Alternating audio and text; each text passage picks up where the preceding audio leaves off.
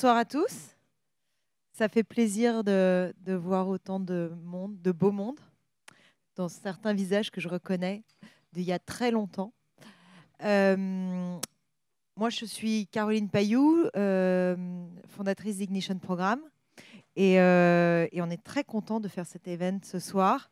Un grand merci à Pierre et Juliette d'avoir organisé ça de main de maître. Alors, je suis censée dire des trucs, donc je vais... bon, d'abord, je vous redis pourquoi on fait ce genre d'événement. On s'est donné comme mission de trouver à des gens exceptionnels des jobs tout aussi exceptionnels, donc en très forte croissance, pour qu'ils puissent exploiter leur potentiel. Et le résultat, c'est que devait arriver ce qui arriva, ils se sont retrouvés avec des équipes qui passaient de 0 ou 1 à 10, 20, 30, 100. Et on les a accompagnés souvent dans ces phases. Mais surtout, on s'est rendu compte de ce que ça représentait et on a eu envie de pouvoir partager ces témoignages parce qu'il y a beaucoup d'enjeux quand même et beaucoup de challenges dans ces hypercroissances. Je dois remercier les partenaires qui sont formidables, School Lab qui nous accueille aujourd'hui, Google Cloud Service et Madines. Et au programme ce soir, on a une première table ronde sur les sales, puis sur la data. Et avant de laisser la main à Mathieu qui va faire ça très très bien, je voulais juste avoir un petit mot sur le fait qu'on avait mis beaucoup d'efforts pour avoir des tables mixtes, ce qui est nécessaire, mais pas toujours facile. Et je suis bien placée pour savoir que c'est important de tendre la main et d'accompagner la mixité. Donc on continuera de le faire et d'accompagner pas seulement dans la représentativité, mais aussi pour qu'il y ait de la mixité dans ces rôles-là, quels que soient les jobs, parce qu'on s'aperçoit que selon le type de job, c'est pas toujours aussi facile de voir représenter cette mixité. Voilà. Et là, on a une très belle table ronde mixte en plus. À Mathieu.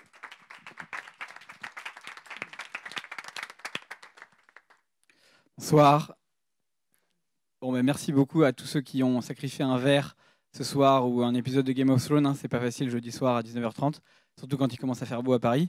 Donc merci d'être là. Ce soir, on va parler de sales, effectivement, avec tous nos intervenants, nos super intervenants qui sont ici présents. Moi, j'aime bien connaître un petit peu mon audience pour commencer. Donc, est-ce que vous pouvez lever la main ceux qui font ou qui ont fait un métier relatif à ce qu'on appelle le sales, donc l'account management, le bizdev, voilà, CSM. Ok, pas mal de gens quand même. Ok, qui aujourd'hui manage des gens.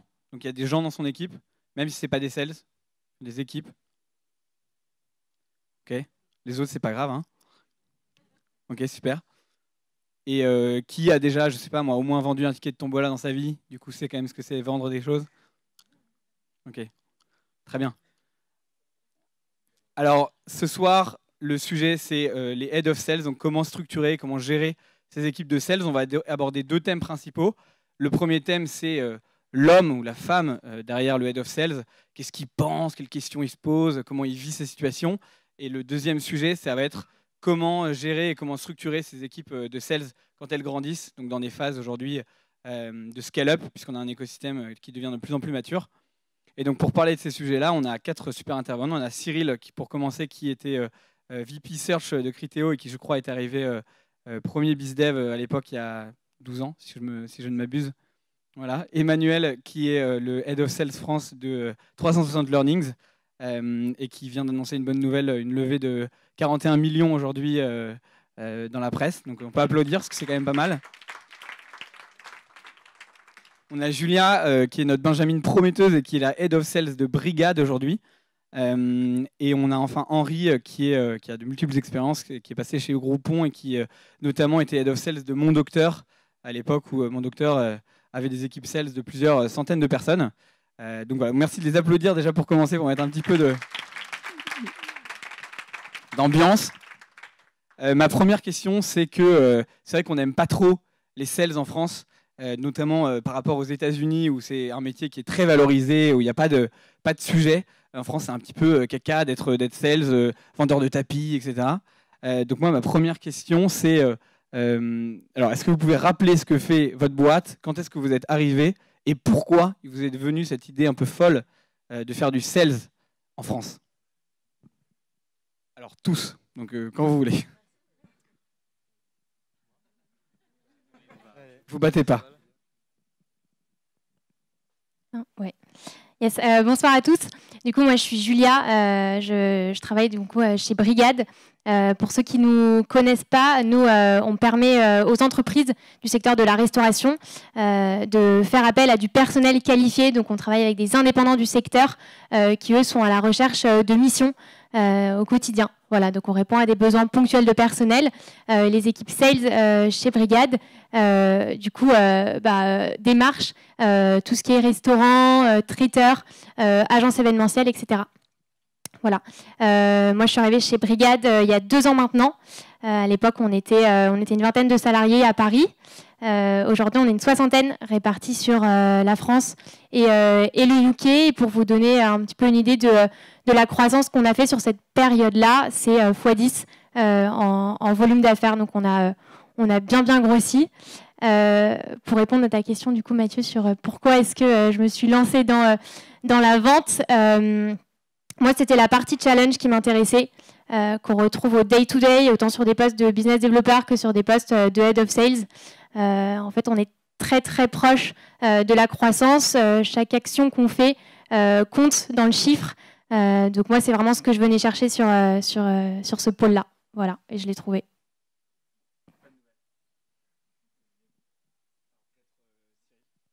Oui, donc moi Cyril, je viens donc de Criteo. Donc je suis arrivé chez Criteo à une époque où c'était une toute petite société. Pour ceux qui ne connaissent pas, Criteo, c'est une boîte qui évolue dans l'univers de la publicité en ligne, qui optimise des campagnes publicitaires, qui a développé une technologie qui fonctionne plutôt bien, puisqu'elle nous a permis enfin, je ne sais pas quels sont les multiples, mais quand je suis arrivé, on faisait 20 000 euros de chiffre d'affaires, et aujourd'hui, on fait à peu près 1 milliard de volume, de chiffre d'affaires net. Donc moi, ce qui m'a donné envie de devenir commercial, en fait, ça s'est fait un peu par hasard. Je ne savais pas si j'avais réellement la vocation, mais c'est en sortant d'école, au final, en passant des entretiens, je me suis rendu compte que ça se passait plutôt bien. Et que du coup, même si je n'avais pas forcément la bonne image du sales, comme tu disais, eh ben, j'ai aimé me vendre moi-même, et ça a été le premier produit que j'ai vendu. Et je pense que c'est aussi comme ça que les gens qui ont une image un peu négative changent un peu leur image, parce qu'on est amené à vendre et à se vendre un peu chaque jour. Donc voilà, ça s'est passé comme ça pour moi. La belle histoire, la rencontre. Emmanuel? Bonjour à tous, c'est Emmanuel. Donc moi j'ai 36 ans, je suis le directeur commercial de 360 Learning.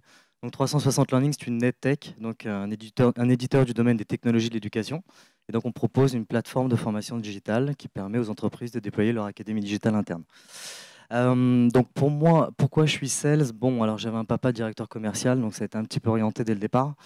Donc j'ai fait une formation en commerce international et en marketing, et j'ai toujours effectivement voulu occuper ce type de fonction qui, pour moi, permettait d'opérer une transformation chez des clients et d'avoir une contribution directe au développement d'une entreprise. Donc voilà, ça a été ma motivation première. Je crois que c'est un métier qui fait peur à beaucoup, parce que c'est un métier de culture du résultat.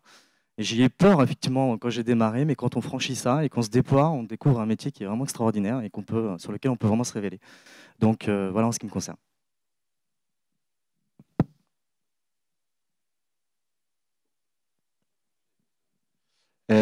Moi, je suis aussi un petit peu un enfant de la balle, puisque j'ai des parents qui sont vignerons dans le sud de la France, donc j'ai vendu des quilles de rouge depuis que j'ai 10 ans.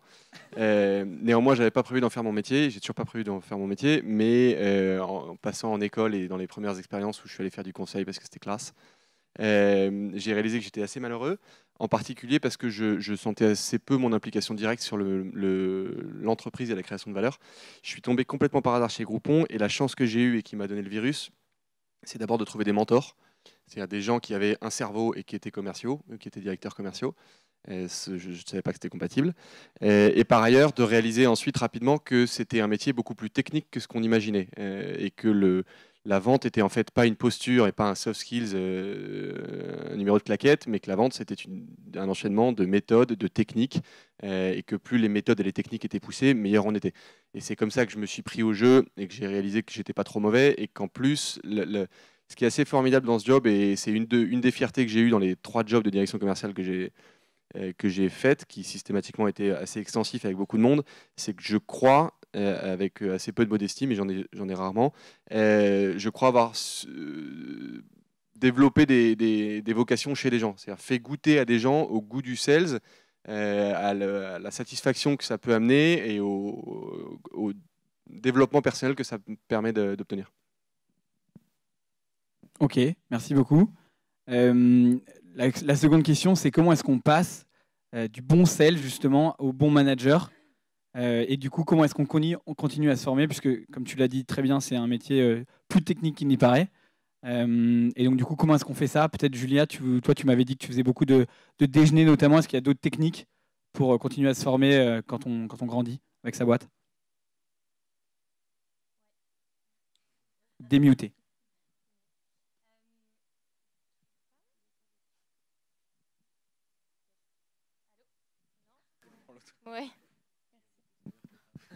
Ouais, parfait. Ouais, effectivement, c'est une super bonne question parce qu'on a beau évoluer dans le même pôle. Moi, je l'ai peut-être pas précisé, mais je suis arrivée en tant que business développeur chez Brigade. Je suis restée 1 an sur ce poste avant d'être en charge du coup de toute la partie sales. Mais c'est pas du tout le même poste. Donc, il y a un poste qui est très opérationnel et ensuite un poste qui est à fonction managériale et stratégique. Du coup, effectivement, moi, je me suis servi de 2 choses quand j'ai repris ce poste de Head of Sales il y a 1 an. La première, c'est mon expérience personnelle en tant que business développeur, puisque du coup, je connaissais nos clients, je connaissais le terrain, je connaissais nos process. Et ça, c'est un truc dont je me sers au day-to-day pour répondre à des problématiques très terrain, très opérationnelles qu'ont les business développeurs. Donc ça, c'est une chance, c'est assez cool d'évoluer, de manager l'équipe dont on a fait partie. Et effectivement, ouais, la deuxième chose que j'ai beaucoup fait et qui m'a énormément aidé, que je conseille à tous, c'est de rencontrer, de déjeuner, de prendre des cafés avec des head of sales d'autres entreprises. Ça apporte énormément. Il y a beaucoup de choses que j'ai pu mettre en place suite à ces rencontres. On a bosser dans des boîtes différentes, dans des structures différentes, vendre des produits très différents. On retrouve au final les mêmes problématiques qui sont communes à des équipes sales. Donc ça peut être autant la motivation, comment motiver les équipes à enchaîner les call calls. C'est pas forcément facile. Ça peut être réfléchir à une structure de bonus intelligente. Ça peut être réfléchir à du reporting aussi. Donc ça, c'est des choses que j'ai énormément faites. Ouais. Complètement, ça m'a beaucoup aidé. Ouais. Ok. Et toi, Henri, je pense que tu as un petit peu répondu à la question en parlant justement de ton MBA chez Groupon, mais peut-être que tu peux creuser un peu ce sujet de mentorat et comment on progresse. Ouais, alors, déjà, on n'a jamais déjeuné ensemble, donc je suis un peu vexé. Merci. Ce sera pour après, hein, tout ça. Voilà. Ce que dit très bien Julia, c'est que c'est vraiment pas le même métier et c'est d'ailleurs une logique, je pense, assez française de considérer que l'évolution normale d'un job, c'est vers du management, parce que le management est socialement très rewardant et très rewardé. Néanmoins, j'ai souvent beaucoup freiné mes équipiers vers des jobs de management, ce qui n'était pas une façon de les laisser à la prod parce qu'ils produisaient bien, ce qui était plutôt une façon de vérifier qu'effectivement, ils avaient conscience que le job de direction commerciale est un job qui n'a rien à voir. Rien à voir dans son quotidien, rien à voir dans les skills qui sont utilisés, rien à voir dans les méthodes, et que globalement, on se retrouve assez régulièrement à donner un job de manager à un bon sales qu'il demande depuis 6, 12, 18 mois, et qui se retrouve 6 mois plus tard à revenir te voir en disant en fait, je m'emmerde. Je m'emmerde parce que c'est un job qui est très différent, qui est beaucoup plus analytique, qui demande beaucoup plus de recul, qui a un temps plus long, qui est aussi un peu plus dur mentalement parce qu'il faut savoir dire la vérité. Et savoir dire la vérité, c'est savoir dire la vérité à des clients quand ça se passe bien, mais aussi à des clients quand ça se passe mal. C'est aussi savoir dire la vérité à des équipiers quand ça se passe bien et à des équipiers quand ça se passe mal, ce qui est quelque chose qui n'est pas donné à tout le monde et ce qui ne rend pas tout le monde très à l'aise. Effectivement, moi, je dis souvent dans mon storytelling personnel, que j'ai fait un MBA chez Groupon, même si c'était juste une boîte normale, parce que c'était une fabuleuse école de vente, mais c'était une école de vente qui était à l'époque menée par les frères Sam Ware de chez Rocket Internet. Je pense qu'il y en a certains d'entre vous qui connaissent cet univers-là, donc qui était un univers extrêmement data-driven, qui était une machine d'efficacité, mais vraiment orientée data, CRM, métrique, et ça c'était une formidable formation. En revanche, c'était une maison très dure, mais vraiment très dure, et d'ailleurs je crois qu'on a été trop dur, et donc j'ai appris avec le temps à redevenir un manager qui n'était pas juste un data cruncher qui tape sur les doigts de tout le monde, mais qui est aussi quelqu'un qui prend en compte l'humain, l'homme, pour lui faire donner son meilleur et le faire rester le plus longtemps possible et donner le meilleur de soi-même. C'est beau. Ça me permet une transition efficace sur ce sujet de posture vis-à-vis de ses managers, justement. Peut-être entre celui qui gère de la data et qui fait de la gestion et celui qui est proche. Bon, dans la Startup Nation, il paraît qu'on se tutoie tous et qu'on fait du baby-foot. Mais en plus de ça, quel rapport on a justement avec ces managers quand les boîtes grandissent? Je pense que toi, Emmanuel, par exemple, tu me disais qu'au début, quand tu commences à manager, tu as une posture de coach où tu restes très proche de l'opérationnel. Et puis quand tu commences à avoir des strates qui se créent parce que la boîte scale, tu commences aussi à te distancier des équipes. Du coup, est-ce qu'il y a une forme de solitude du manager vis-à-vis de ça? Comment on la gère? Quelle posture on prend vis-à-vis des gens qu'on coach, etc. Ouais, c'est une bonne remarque. J'ai occupé deux fonctions de directeur commercial dans 2 boîtes différentes. Une première qui était assez traditionnelle, et donc le rôle du manager était celui qu'on connaît, à savoir beaucoup plus analytique et beaucoup plus dans le contrôle. Chez 360 Learning, il y a une culture qui est quand même assez à part entière, qui se veut être le plus à plat possible. Hein. Donc on se veut promouvoir ce qu'on appelle convexity, c'est un environnement de travail sur lequel on veut s'affranchir de la hiérarchie. Et ce n'est pas que des mots, c'est quelque chose qu'on essaie de mettre en œuvre au quotidien. Et en fait, on ne parle pas de manager chez nous, on parle de coach. Parce que pour nous, un coach, c'est quelqu'un qui a une légitimité à faire monter en compétence d'autres collaborateurs. Et cette légitimité, il l'a obtenue par d'excellents résultats. Alors, il n'y a pas que ça, parce qu'il faut avoir d'autres qualités, des qualités altruistes, de vouloir véritablement faire monter en compétence les autres. Donc, ce qui fait qu'on est très naturel. C'est-à-dire que moi, effectivement, les interactions que j'ai avec les sales sont assez naturelles parce qu'on s'est connus comme ça et on a maintenu cet échange très direct. Par exemple, il n'y a pas de validation, il n'y a pas de workflow. S'ils veulent poser une question au CEO, ils le font. Jamais je leur dirai « t'es pas passé par moi ». Donc ça, on veut libérer la parole, on veut offrir justement cette interaction très directe, ce qui permet d'éviter cette solitude justement. Et l'autre élément, c'est l'ultra-transparence. C'est-à-dire qu'un sales, on lui donne un objectif qu'il ne comprend pas et qui est descendant, ça crée cette distance. Nous, nos sales, ils participent à la création du BP. Et on va les challenger en disant quelle est ton ambition en année 2, quel objectif tu veux te mettre et comment on le co-construit ensemble. Et derrière, ça crée beaucoup d'engagement, beaucoup d'alignement et de la proximité. Ok, super. Et toi, Julia, qui a un contexte où, on peut le dire, tu as quasiment le même âge que tes managers aujourd'hui. Du coup, comment est-ce que tu gères ça avec eux? Toi, c'est ami des micros. Appuie juste une seule fois, rapide. Ouais, parfait. Ouais, effectivement, c'est un gros sujet. Donc, comme je vous le disais tout à l'heure, moi, j'étais business développeur et je me suis retrouvée à manager du coup cette équipe, donc avec mes anciens teammates dedans, et je manage toujours aujourd'hui des gens qui ont le même âge que moi. Donc c'est une position un petit peu particulière.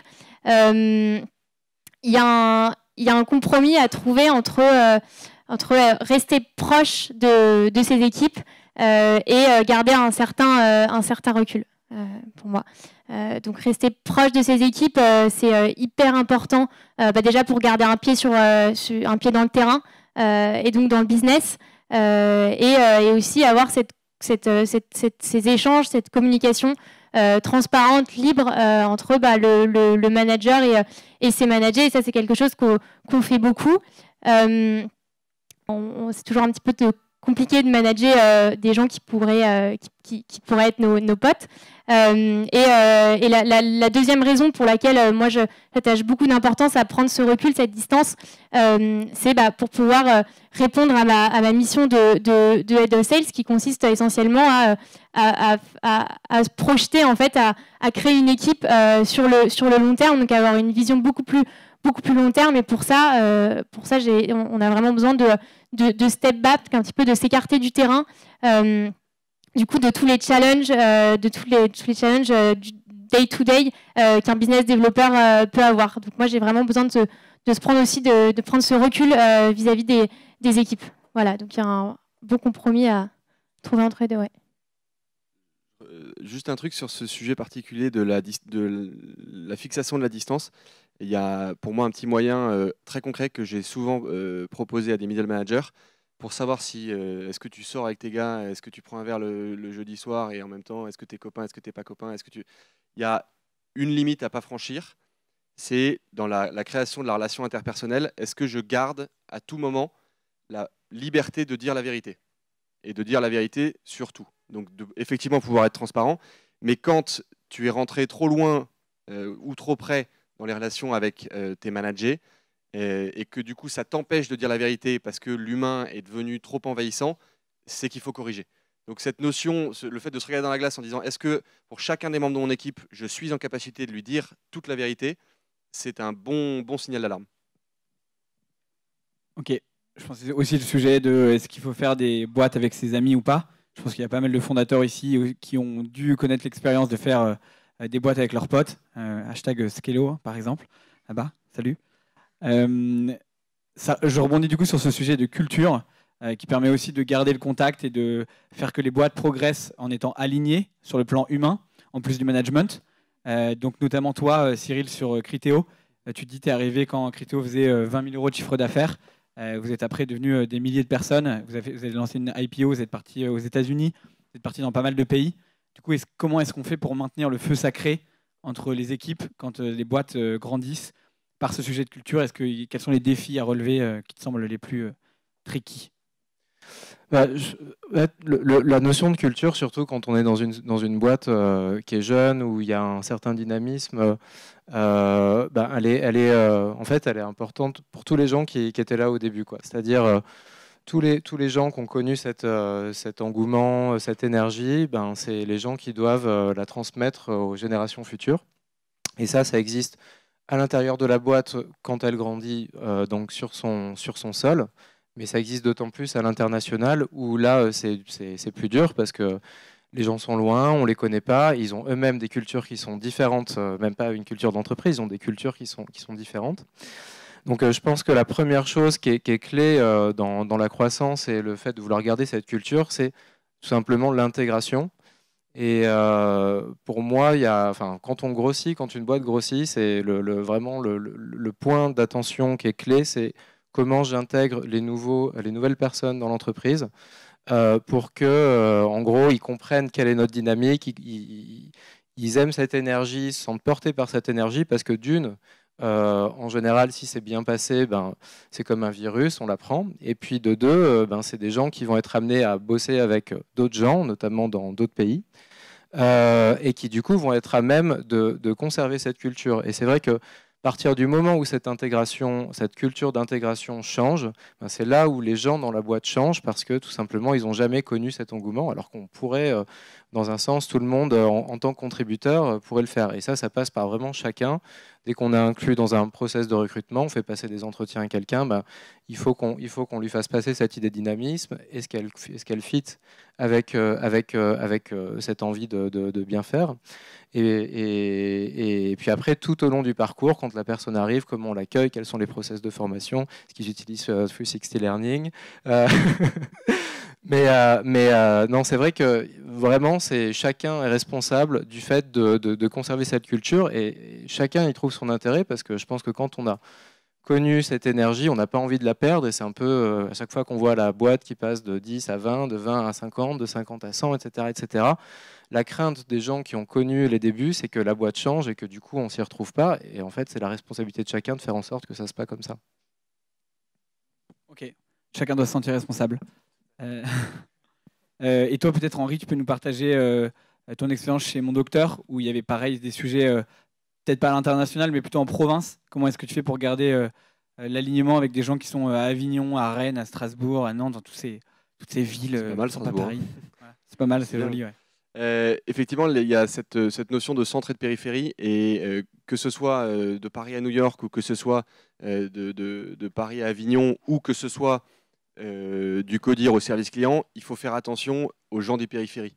Et il faut faire évidemment attention de garder tout le monde à bord, parce que, en particulier dans les boîtes qui grossissent très très vite, et dans lesquelles une partie de la contrepartie de son boulot, c'est en fait le sens qu'on y trouve, la vision des fondateurs, l'énergie qu'on y trouve. Souvent en start-up, on y va pour la cause, mais on n'est pas toujours payé plus que le marché, voire on est payé un peu moins que le marché, on n'a pas les tickets resto, on a éventuellement un baby-foot, mais globalement on est quand même moins bien traité qu'en cabinet de conseil. Et la contrepartie, c'est qu'on trouve du sens, on trouve du fun, et en fait, ce feu sacré qui est insufflé souvent au centre de l'entreprise, ça s'appelle le headquarter à Paris, ça s'appelle le CODIR, ça s'appelle ce qu'on veut. Et ben en fait, ceux qui sont dans les périphéries sont un peu loin du feu et donc se sentent un peu froids. Il faut vraiment pas les oublier. Donc moi, la façon dont je l'ai géré, je pense que c'est la même façon dont Julia le gère, c'est qu'elle prend le TGV, et elle le prend beaucoup. Donc il faut prendre le TGV, il faut prendre l'avion quand on a la chance d'être Criteo. Mais effectivement, il faut vraiment garder en tête que les gens se refroidissent vite, et qu'il faut les garder au chaud, il faut faire circuler l'information, descendante, remontante. Donc descendre les nouveautés, le nouveau discours, la nouvelle dynamique, ce que vient de dire le boss, et aussi, et c'est presque aussi important, remonter la feedback loop, ce que pensent les clients, ce que pensent les commerciaux, ce qu'ils disent, ce dont ils ont besoin. Et c'est vachement important de faire ce travail de facteur dans les deux sens. Ok, super clair. Alors si on parle après de structuration, vous êtes tous dans des boîtes qui commencent à grandir. Donc toi, Cyril, tu étais au moment où ils étaient effectivement tout bébé, et je pense que quand tu es sales dans une petite boîte qui vient de se construire, tu fais tout. Quand tu es sales, tu fais tous les sujets de la prospection au closing, en passant par l'account management, les merdes, tout ce que tu veux. Est-ce que, pardon pour l'expression, je passe ouais, désolé Caroline. Du coup, à quel moment est-ce qu'on commence à structurer sa boîte, et comment on la structure, et comment on spécialise ses sales? Est-ce que c'est géographiquement? Est-ce que c'est par type de métier? Est-ce que c'est de la prospection versus de l'account management? Est-ce que c'est du petit compte versus du grand compte, etc. Et du coup, peut-être que Emmanuel, tu peux nous partager, toi, comment vous avez fait chez 360 Learnings? Donc effectivement, on a été confronté à cette trajectoire. Donc en 4 ans, on a doublé nos effectifs sales chaque année. Donc on était 3 et 4 ans, et on est 25 sales cette année. Donc je dirais que jusqu'à 6 sales, on avait assez peu de structuration. On avait une stratégie qui était en 100% inbound marketing, c'est-à-dire qu'on ne prenait que des leads entrants et on devait les convertir. Donc, ce qui fait qu'on assurait l'équité d'attribution des leads d'un sales à l'autre. Donc c'était juste être sûr qu'ils aient un pipe équivalent. Après, quand on a dépassé la barre des 6-16, on commençait à avoir pas mal de clients, et donc on a mieux compris avec qui on travaillait, et donc on a identifié 3 marchés: le mid-market, le large market et l'enterprise market. Chez nous, la structuration se fait par le nombre de collaborateurs. Donc le mid de 0 à 1000, le large de 1000 à 10 000 et l'enterprise de plus de 10 000. Et on a réorganisé nos équipes en mettant les 16 dans chaque équipe. Donc vous avez donc une équipe plus junior, une plus senior et une très senior, puisque la complexité de closing était proportionnelle à la taille de l'entreprise. Donc ça nous a permis de spécialiser nos équipes, de mieux recruter aussi, parce qu'on avait donc bien ciblé les prérequis pour chaque équipe. Et puis quand on est arrivé au-delà de 12 sales, là, il s'avère qu'on a continué cette stratégie de doubler nos revenus tous les ans, sauf qu'en inbound marketing, à un moment donné, vous arrivez à un plafond. Vous pouvez tripler vos millions d'euros d'acquisition de leads, mais vous ne pouvez pas doubler de cette façon. Donc on a mis en place de l'outbound très tard, très tard. Et pour mettre en place de l'outbound, on a donc décidé de verticaliser nos sales. Donc on a défini nos verticaux. Et aujourd'hui, un sales appartient à un marché qui peut être mid, large, enterprise. Et ensuite, il a 1 ou 2 marchés spécifiques pour avoir une expertise vraiment métier. Donc nos 25 sales sont organisés de cette façon. Ok, c'est bien processé, effectivement. Est-ce que toi, peut-être Henri, tu peux nous partager comment c'était organisé chez Mon Docteur? Pour rappel, je pense que tu avais 130 jusqu'à 130 sales, c'est ça Ouais, au moment où c'était le plus gros. on a eu 130 sales au moment où c'était le plus gros. Donc, on avait une organisation qui était relativement pyramidale, avec des régions et des villes, etc. Et puis, on avait des équipes dédiées grands comptes et SDR qui venaient renforcer cette structure-là depuis Paris dans un mode matriciel. Pour répondre plus spécifiquement à ta question, en fait, il n'y a pas de réponse. C'est-à-dire le moment où tu dois spécialiser n'existe pas parce qu'en fait, tu passes ton temps à bouger des petits curseurs, retenter des trucs, fermer des équipes, en ouvrir d'autres, mélanger des gens. Il n'y a jamais de solution parfaite parce que tu ne connais ton marché que quand tu l'as fait closer en entier, je pense. Il n'y a jamais de solution parfaite et donc la seule recommandation, c'est d'être énormément à l'écoute de ces chiffres. Pour le coup, on revient dans le mode data pour se dire j'ai toute ma chaîne de création de valeur, depuis l'inbound jusqu'au NPS des account managers. Je calcule tout et mois après mois, je me dis ce mois-ci, je vais essayer d'améliorer un des multiples taux de conversion qui constituent mon funnel. Et donc pour l'améliorer, tiens, si je tentais ça, puis tu te plantes, puis tu retentes un autre truc, puis tu te replantes, et puis à la fin, tu trouves un truc où tu as gagné 2 points de conversion, et à la fin, ça fait plus de chiffres. Mais donc, tu es en permanence en réorganisation. J'ai l'impression d'avoir passé toutes mes années de carrière à dire que tu es en train de réorganiser un truc. Et je pense que c'est normal.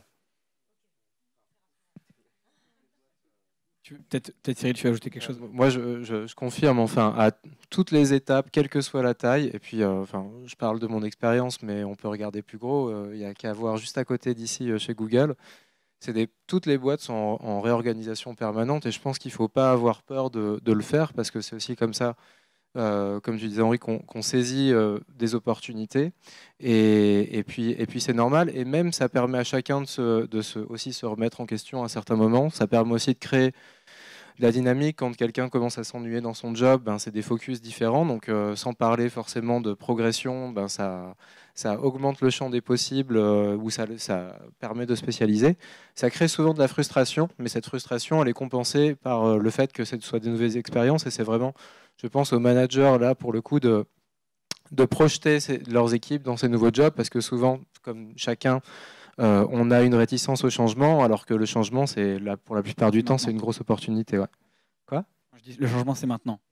Aussi. Ok. Et je continue peut-être avec toi sur ce sujet justement de quand les boîtes grandissent, il y a un énorme problème de transmission de l'information, que ce soit sur l'onboarding, les best practices, tous ces sujets qui font qu'on écrit 15 fois les mêmes mails, on a 15 fois les mêmes formations, on a 15 fois les mêmes infos. Pourtant, elles sont perdues. Donc, comment est-ce qu'on résout ce sujet-là, notamment quand on s'appelle Criteo et qu'on est partout dans le monde et qu'on ne veut pas perdre les infos importantes? On fait plein de choses, forcément. Après, moi, il y a un prisme qui m'a particulièrement intéressé. C'était, si on revient sur l'international, c'était cette problématique. Et en gros, elle nous a amené à faire des choix. Et je pense que chacun doit se poser ces questions. C'est quand on s'internationalise, on ouvre un pays, les gens sont loin. Et du coup, si on les met là-bas, l'opportunité, c'est qu'ils soient proches de leurs clients. Et du coup, on a l'impression que ça crée des opportunités business. Mais le risque, c'est qu'ils n'aient pas accès à cette information et que du coup, ils se coupent du monde et qu'ils vendent mal et qu'au final, le marché ne décolle jamais. Du coup, nous, on a toujours, dans cette logique de conservation de l'information, on a toujours réellement évalué quelle est l'opportunité de incuber un pays au sein du siège avant même de le faire ailleurs. Donc ça marche mieux, certes, sur des pays européens. Dès qu'on est en Asie, dès qu'on est aux États-Unis, c'est naturellement plus compliqué parce qu'il y a des décalages horaires, etc. Mais en tout cas, dans la mesure du possible, c'est un truc qu'on a beaucoup fait, c'est-à-dire vraiment lancer les marchés physiquement à partir du moment où on avait une base de clients installée et des gens où on le sait sont à la fois experts de nos métiers et à la fois très bien connectés au siège, c'est-à-dire qu'ils ont noué des liens de proximité avec des gens et ce qui leur permet d'avoir accès plus facilement à l'information. Après, bon, ça c'est au départ. Maintenant, dans les autres éléments qu'on a fait, on a été amené à construire réellement des équipes de support des commerciaux qui sont là pour à la fois s'assurer qu'il y a une homogénéité dans la façon de vendre, de la connaissance des produits au jour le jour, mais à la fois en termes de best practice, en termes également quand vous commencez à avoir des clients internationaux qui sont gérés dans plusieurs pays, comment faire en sorte que l'information circule au sein d'un même client pour qu'on pousse les mêmes choses en même temps, pour qu'on soit capable de tirer les bons leviers à chacun des endroits. Donc, en gros, le fait de croître, cette logique d'information pousse à créer d'autres équipes qui sont des supports aux commerciaux et dont le métier est simplement d'être des supports aux commerciaux pour être sûr que l'information circule. Et puis après, naturellement, il y a les outils. Et les outils, c'est hyper important, mais je pense qu'il y a quelqu'un qui est mieux placé que moi pour en parler ici. Et juste, en question qui me vient intermédiaire, combien il y a quel est le ratio entre les commerciaux et les supports aux commerciaux en termes de volume de personnes? Aujourd'hui, je pense que ça représente presque 10%. Parce que dans cette logique de clients internationaux, on a vraiment des gens qui naviguent de pays en pays, et puis dans ces équipes vraiment de support et de communication. Après, on a rajouté aussi vraiment des gens dédiés à l'information dans le sens pur du terme, quoi. Alors qu'avant c'était de la best practice, c'est pas forcément la même chose. En gros, comment est-ce qu'on vend, qu'est-ce qui marche pas, par rapport à, en gros, c'est quoi mon produit, c'est quoi ses spécificités, quel est le marché, qu'est-ce que fait nos concurrents. On est presque dans du marketing à ce niveau-là, mais oui, je pense qu'il y a à peu près 10% de la force commerciale qui est dédiée juste au support des commerciaux aujourd'hui. Et toi, du coup, peut-être que tu peux nous parler de la super méthode d'onboarding 360 Learnings. Alors, je ne sais pas si c'est une super méthode, mais ça a été effectivement la clé pour nous pour scaler, puisque donc, au début de 360, on recrute des commerciaux, puis on espère qu'ils vont être bons. Et puis, il y en a assez peu qui sont bons, en fait. Et puis, à un moment donné, on s'est dit, ceux qui sont bons, on va essayer de comprendre pourquoi ils le sont. Donc, en fait, on a raconté l'histoire, tout le funnel d'un deal 360. Et chaque étape a fait l'objet d'une formation qu'on propose sur notre plateforme, forcément. Donc, de la connaissance de l'écosystème, de la formation digitale, à l'évangélisation d'un projet, la qualification, le pitch d'une value propre, faire une démonstration et tout le follow-up jusqu'à la négo. Ça, chaque étape a fait l'objet d'une formation et donc tout nouvel entrant passe par ces différentes étapes et est évalué sur chaque étape par un coach. Donc ça nous a permis de créer l'Académie des ventes 360 Learning, comment on vend notre plateforme, et d'homogénéiser la méthode, la démarche, de réduire le time to productivity, et c'est comme ça qu'on a scalé, puisqu'on a réussi vraiment nos recrutements. Donc voilà, effectivement, c'est notre métier, on propose une plateforme notamment d'onboarding pour scaler véritablement la montée en compétences en continu, et donc on s'est appliqué forcément à cette démarche-là. Voilà. Vous avez appliqué votre produit à vous-même. Exactement. Très bien. Et peut-être une dernière question, parce que Pierre m'a fait des signes paniqués de là-bas. Comment est-ce qu'on, sur le sujet du management, comment est-ce qu'on retient ses talents? Je pense que c'est un sujet qui est hyper important. Peut-être que toi, Julia, tu peux nous faire part de ce que vous faites chez Brigade pour détecter les meilleurs et pour les faire monter, pour justement gérer ce sujet de frustration, d'envie, et faire en sorte que les meilleurs puissent rester chez vous. Ouais, carrément. Bien joué. Pour moi, déjà la première étape, avant d'avoir des talents à faire évoluer, il faut se donner l'opportunité d'avoir ces talents au sein de son équipe. Donc ça passe forcément par du recrutement, dont j'en fais très régulièrement. Ce qui est important en recrutement, c'est de réfléchir un peu sur le long terme, donc de recruter des gens qu'on voit évoluer dans la boîte. Nous, on recrute pour un poste, mais on recrute aussi des gens forcément qui ont un certain fit pour notre produit, qui ont une sensibilité au secteur. Donc forcément, ces gens-là ont beaucoup plus de chances de se projeter dans l'entreprise.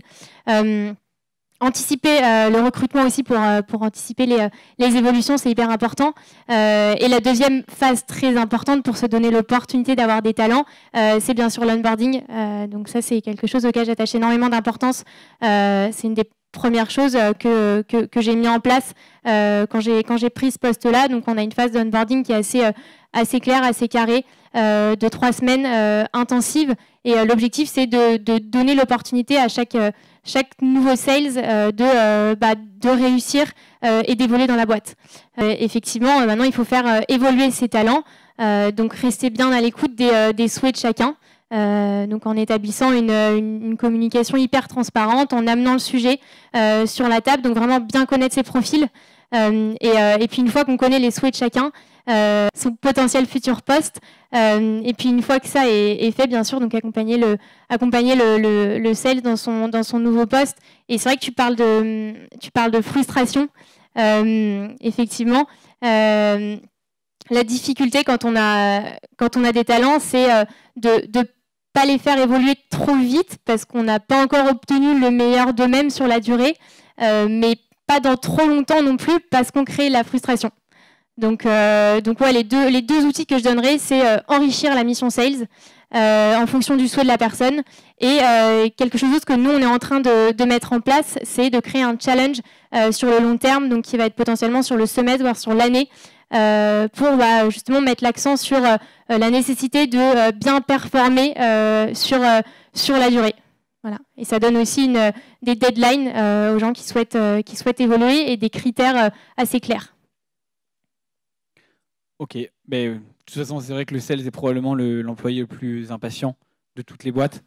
Et en plus, il applique ses techniques en interne aussi pour essayer de convaincre de son impatience et pourquoi il a raison d'être impatient. Non, je ne sais pas de quoi je parle. Moi, je ne suis pas sales dans ces cas-là. Est-ce que peut-être, Henri, tu peux nous faire un retour sur comment ça se passait justement chez Mon Docteur, ce sujet de progression, peut-être aussi, j'imagine que vous avez eu du turnover parce que vous êtes monté sur des très très grosses équipes. Comment tu gères ça? Est-ce que c'est une fatalité? Qu'est-ce qu'on en fait, quoi? Alors, oui, c'est une fatalité, mais on peut la combattre. Le turnover des sales, c'est un truc un peu désespérant. Moi, dans ma carrière, j'ai recruté pas loin de 400 personnes, et il y en a 200 dont on peut considérer qu'ils n'ont pas été 100% satisfaisants. Au sens large, c'est-à-dire des gens qui ont passé moins d'un an avec nous. Donc, soit des gens où les périodes d'essai sont rompues de ma part ou de leur part au bout de 3 mois, soit des gens qui, au bout d'un an, ont dit je préfère passer sur un job de account manager ou sur un job d'autre chose. Mais quoi qu'il arrive, c'est des gens qui n'ont pas performé au sens où eux l'entendaient et moi je l'entendais au bout d'un an. Et c'est des chiffres qui ne sont pas complètement déconnants. Il y a plein de boîtes où c'est les mêmes chiffres, voire plus graves. Alors, il y avait aussi le fait chez Mon Docteur, on envoyait des jeunes diplômés Bac+5 à Dijon faire du porte-à-porte, donc c'était un peu rude. Et on ne leur avait pas toujours dit au début. Mais c'était des Avignonnais quand même. Non, pas les Avignonnais. C'était des Parisiens. Oh là là. Ça nous est arrivé. Bienvenue chez les ch'tis, ça. Mais ils étaient très courageux et formidables. Néanmoins, autour du recrutement, qui est un sujet qu'on n'a pas beaucoup évoqué, il y a souvent une culture, et en particulier dans les boîtes qui vont très vite, une phrase qu'on entend qui s'appelle hire fast, fire fast, en se disant voilà, je laisserai faire la machine, je recrute 10 mecs et là-dedans j'en trouverai 3 bons. Sachez que je l'ai beaucoup pratiqué et sachez que c'est une énorme connerie. C'est une énorme connerie à 2 égards. Déjà parce qu'on fait du mal aux gens. Il faut se le dire, il faut se regarder dans la glace en se disant que les jeunes diplômés qu'on vire au bout de 3 mois, c'est pas bon. C'est rien de le dire, mais ça va mieux en le disant. Et d'autre part, on fait du mal à ces équipes parce qu'en fait, on crée, et je l'ai ressenti assez souvent chez Mon Docteur, j'ai essayé de le changer vers la fin, on crée une ambiance un peu acide dans laquelle tout le monde rigole du fait qu'il puisse éventuellement y avoir une épée de Damoclès sur la tête de tout le monde, où on chambre sur les périodes d'essai, etc. C'est très mauvais. C'est très mauvais parce que justement, les gens se disent j'y suis, mais peut-être que j'y resterai pas longtemps. Et exactement dans la lignée de ce que tu disais sur le fait que les gens puissent se projeter, on a besoin que les gens, même quand c'est dur, même quand le ramp-up n'est pas suffisant, puissent se projeter sur le long terme et se disent ouais, je rentre dans cette boîte pour y prendre de la valeur. Des valeurs, de la valeur, et en ressortir en ayant un stempel qui fait que je vaux plus en sortant qu'en rentrant. Et c'est d'ailleurs une façon de projeter les commerciaux en disant attends, t'as pas fini de prendre de la valeur. Reste avec moi encore un an, tu vas encore apprendre des trucs, tu vas encore prouver des choses et tu auras pris encore plus de valeur. Et en particulier, quand il y a des gens qui sont sensibles à l'évolution managériale ou à l'évolution salariale, au sens pécunier, c'est important. Mais en tout cas, dans toute la notion du recrutement, et c'est pour ça que j'ai créé ma boîte maintenant, c'est que dans le choix du recrutement, il faut impérativement prendre le temps de faire le bon choix. Et recruter 10 personnes pour en virer 5, c'est une catastrophe pour la boîte. Même quand les 5 qui restent sont des tueurs. Tu portes l'espoir ce soir, Henri, je crois. Ouais. Est-ce que Emmanuel ou Cyril, vous voulez réagir sur ce sujet? Ouais, je trouve que c'est un sujet qu'il faut avoir préparé en amont. Alors bon, encore une fois, je parle de ce que je connais. Chez 360, c'est un polytechnicien qui l'a créé, donc il est très analytique. Il faut que les choses soient quand même bien structurées. Et pour nous, le Career Pass doit être même un argument de recrutement. Donc, comme je l'évoquais, notre organisation est par marché. Donc, l'évolution chez 360 Learning, elle est quasi garantie à 18-24 mois de performance. Et elle peut prendre 3 directions. Elle peut prendre une direction d'aller sur un marché à plus forte valeur ajoutée. Je passe de $1000, je passe de large à enterprise. Ça peut être de prendre du coaching, parce que comme on grandit vite, bon, on ne va pas faire coacher des équipes de 15 mecs, donc on crée des nouvelles équipes et donc on peut légitimer de prendre une équipe. C'est une deuxième évolution possible. Et la troisième, elle est transverse, parce qu'on a 2 de nos excellents commerciaux qui voulaient vraiment changer de job. Il y en a une qui est devenue Sales Ops, et elle a ce background, elle a cette réalité terrain qui est très, très utile pour nous, pour restructurer un petit peu les choses et faire l'intelligence sales. Et une autre qui est devenue évangéliste, et voilà, qui voulait véritablement pouvoir pitcher 360 Learning au sein de cercles RH très resserrés. Donc voilà, chez nous, généralement, bon, on est une structure qui le permet, mais à 24 mois, sous performance, sous condition de performance, l'évolution est quasiment garantie. C'est sûr que c'est un argument qui nous aide beaucoup à recruter. Donc après, les règles sont claires, il n'y a plus qu'à les respecter. Je crois que l'important, c'est d'avoir quand même des objectifs et des paliers qui sont bien définis pour que les gens puissent se projeter, justement, que ce ne soit pas le flou artistique, quoi. Exactement. Voilà, ok. Peut-être toi, si tu veux réagir aussi sur Criteo, ce sujet-là. Ouais, alors, après, on passe aux questions. Disons que nous, ça s'est passé en... Je dirais, il y a deux situations. On a une situation qui est plutôt orientée small business, sur laquelle on a un turnover qui est assez élevé, malgré tout. Puis on a une situation grand compte où le turnover est finalement assez faible parce que nos offres évoluent. Et... Donc je pense que c'est vraiment des situations qui sont très différentes, quoi. Parce que quand on est sur du small business, il y a énormément de repeat, il y a énormément... Enfin, on suit les commerciaux au jour le jour. Du coup, on s'essouffle. Donc je pense que c'est peut-être cet environnement qui est effectivement le plus intéressant à prendre en exemple. Mais on est un peu rentré dans la même dynamique, c'est-à-dire que au départ, pour garder les gens, on faisait beaucoup de coaching externe, réellement pour les former, former des compétences personnelles plutôt que des connaissances professionnelles, ce qui leur permet de pouvoir se créer même un book des différentes formations qu'ils ont fait. Puis au fur et à mesure, ce qu'on s'est dit, c'est que plutôt que d'externaliser, on allait carrément recruter des gens qui venaient en général de ce background et qui étaient capables de réellement orienter vers des besoins réels des équipes en prenant en compte leurs envies et tout ça en passant par les managers qui doivent récupérer qu'est-ce qui aujourd'hui peut donner l'impression d'évoluer dans la boîte, même si on n'est pas forcément amené à soit à devenir manager pour ceux qui visent effectivement ce grade mais qui n'est pas vraiment, soit aller sur d'autres typologies de comptes. Et ça marche assez bien. Après, je ne dirais pas que ça marche complètement. Enfin, je pense qu'il y a encore plein de choses à faire. Et si vous avez des idées, je suis tout à fait prêt à les entendre. Ok, bah écoutez, je pense qu'on peut tous les remercier et les applaudir pour ce partage.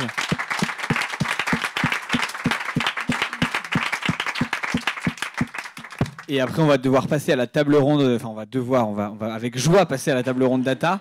Est-ce que, en attendant, il y a 2 ou 3 questions dans le public assez précises? Caroline, allez, Caroline. Commençons par Caroline. Est-ce que quelqu'un peut lui passer un micro, peut-être? Moi, je voulais vous demander, parce que c'est quand même des grosses croissances avec des gros montants de chiffre d'affaires à rentrer, et je me demandais, est-ce qu'il y en a un d'entre vous qui a envie de nous raconter une grosse fierté qu'il a eue? Un truc où vraiment c'était chouette, un chouette moment. Pas de fierté. Moi, je dirais, je pense que à titre perso, ma plus grosse fierté, elle vient de vraiment le premier deal qui pour moi était déterminant pour mon histoire personnelle, certes, mais également pour celle de Criteo, parce qu'au départ, on n'avait pas de traction, on n'avait pas de nom, on n'avait pas de... Enfin, on avait, pour ainsi dire, rien. On était juste une boîte, voilà, comme toutes les autres sur le marché. Et puis, on a eu la chance de s'adosser à l'époque, c'était 3 Suisses, qui, bon, malheureusement, ça se passe moins bien pour eux aujourd'hui que pour nous. Les 3 Suisses. Les 3 Suisses, ouais, tu connais, ouais. C'est à 3 Suisses, je n'avais pas... Oui, c'était 3 Suisses, plein d'avenir. Mais on a cru que c'était 3 Suisses, alors on était super contents. Bon, on a quand même utilisé le nom, et là, c'était le jackpot. Non, mais c'est vrai que, en fait, c'est marquant. Je pense que les moments marquants, c'est vraiment le premier jour où un site qui, à l'époque, c'était très gros, tout le monde ne les a pas forcément connu comme ça, mais Mais le premier jour où vraiment on arrive à onboarder un client qui est significatif, qui nous fait prendre conscience que ce qu'on raconte tous les jours, ça a une réelle valeur et que c'est pas quelque chose de, voilà, qui concerne qui n'a pas vraiment d'avenir.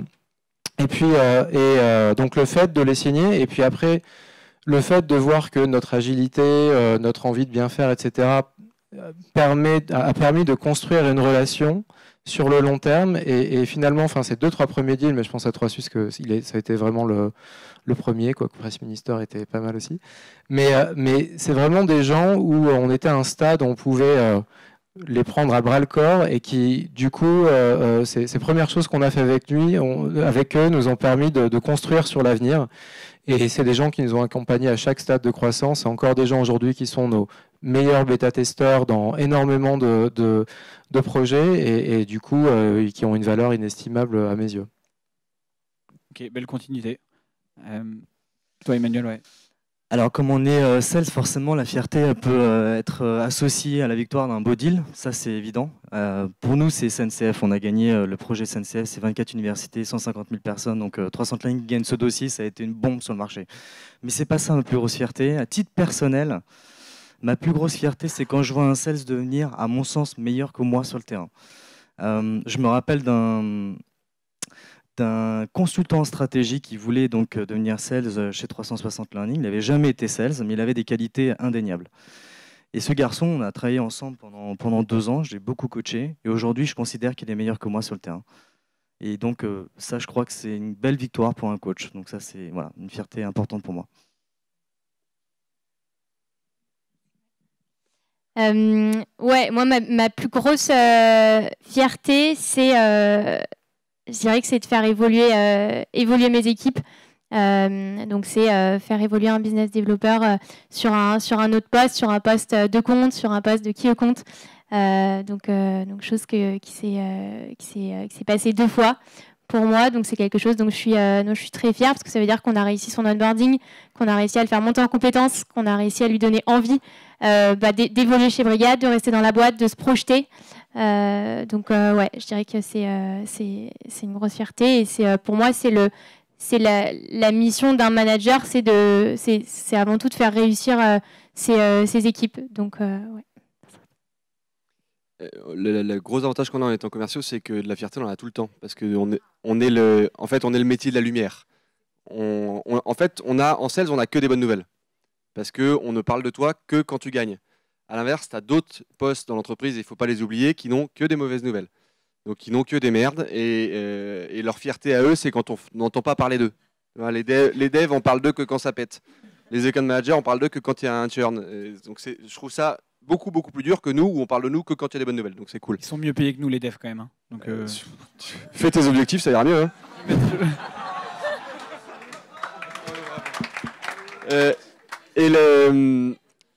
Et pour le coup, pour prendre un peu le contre-pied, moi j'ai souvent des zones de fierté, c'est quand mes gars sont partis. C'est un peu paradoxal, mais quand ils sont partis, que je les revois 6 mois après et que je vois l'épaisseur qu'ils ont pris grâce à ce qu'on a fait ensemble. Et ça me plaît beaucoup. On n'a pas de variable chez Ignition, c'est pour ça, je précise. Faut qu'on parle. Je passe peut-être une dernière question, parce qu'après, il faut vraiment qu'on passe à la question data. Je la dis vite alors. Moi, j'ai une question, en fait, c'est comment on gère le fait que les marchés ne soient pas tous à la même valeur ajoutée et que pourtant le système de rémunération des commerciaux est plus ou moins le même. Ce que je veux dire, c'est-à-dire qu'il y a des marchés sur lesquels c'est plus facile d'avoir des bons résultats que d'autres, alors que le système de rémunération, parfois, le prévoit pas forcément. Non, le sujet de la rémunération est un sujet dont on peut faire 3 soirées pour parler que de ça. C'est un sujet où, pareil, personne n'a trouvé la solution parfaite et on passe son temps à en changer et à monter un nouveau tuyau dans l'usine à gaz. Parce qu'il n'y a pas de vérité générale, parce que chaque système a ses contreparties et chaque système, en plus, ça bouge, parce que quand tu fais évoluer ton organisation, c'est la merde. Donc, je ne sais pas si on peut répondre à ce genre de questions sans connaître ton propre marché et les questions spécifiques. Mais ce qui est sûr, c'est que, pareil, comme dans l'organisation, le pay plan, c'est le truc qui est dur pour tout le monde. S'il y a un bon type pour moi à garder, c'est quand on manage ou quand on est managé, c'est partir du principe et être très transparent dès le début sur le fait que les P-plans, c'est fait pour bouger. Et que c'est pas fait pour enculer les gens, c'est pas fait pour chouchouter des gens, c'est fait pour au mieux possible orienter les commerciaux vers la stratégie de l'entreprise. Et c'est fait pour bouger, et ça va bouger tous les mois au début, tous les 2 mois quand on est un peu plus mature, tous les 6 mois quand on est Criteo, et tous les 10 ans quand on est NJ. Mais ça doit changer tout le temps pour justement se rapprocher le plus possible de la réalité terrain. Tu veux dire faire évoluer le système d'incentive en fait. Tout le temps. Mais c'est-à-dire en disant bah ça c'est une zone spéciale, donc on est mieux rémunéré dessus par exemple. En fait, soit on change ta zone, soit on change le système. Mais on n'arrivera de toute façon jamais à une situation d'égalité entre les commerciaux. C'est parce que celui qui est arrivé avant a plus de comptes, celui qui a plus de réseaux. Donc on n'arrivera jamais à une situation d'égalité. En revanche, on peut essayer de chercher une situation d'équité. C'est-à-dire où les règles sont le plus possible les mêmes et où on peut jouer avec les règles. Mais encore une fois, tu peux pas tomber dans un... Il ne peut pas y avoir de Zorro ou de trucs blanc-noir en ce qui concerne le P-plan. C'est toujours le bordel.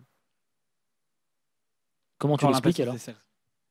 Comment tu l'expliques justement à des 16 en disant bah ouais toi on t'a filé le marché je vais essayer de aller à Avignon chercher des... Je vais essayer de te donner les outils pour qu'à Avignon ça marche. Et d'ailleurs à Avignon tu as des mecs qui ont commencé à Paris, au début c'était aussi dur qu'à Avignon et maintenant c'est des stars.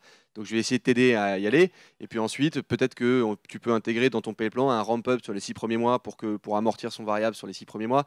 Il y a des méthodes. En même temps, il ne faut pas tomber dans le trop spécifique parce que tu ne veux pas chouchouter le petit nouveau parce qu'il n'y a pas de raison qu'il ne soit pas aussi dur que pour celui qui a réussi il y a 1 an. Donc, honnêtement, je ne sais pas quel est ton job, mais c'est un sujet qui est super dur pour les managers parce qu'on passe pour les méchants et en même temps, on veut vraiment toujours bien faire. Faut partir du principe que la difficulté du manager, c'est qu'il est des deux côtés. Il est des côtés de l'entreprise et du côté de sa boîte. Donc il doit économiser le fric de sa boîte, mais en même temps, il tire auprès du CEO pour dépenser le plus de fric possible pour ses commerciaux, parce que c'est aussi un des moteurs. C'est pas le seul, mais c'est un des moteurs. En particulier pour ceux qui n'ont pas de variable. Cadeau. Donc en vrai, avec tout le mal que tu te donneras ou que se donnera ton manager, on arrivera toujours à une solution imparfaite. Désolé Merci. de décevoir. Ok. Non mais ça me va, ça me rassure. Okay. Merci beaucoup à tous d'avoir participé. Et on va passer à la table ronde data animée par Paul. Juste avant, si vous voulez prendre un petit verre d'eau, on se donne 5 minutes pour souffler un peu.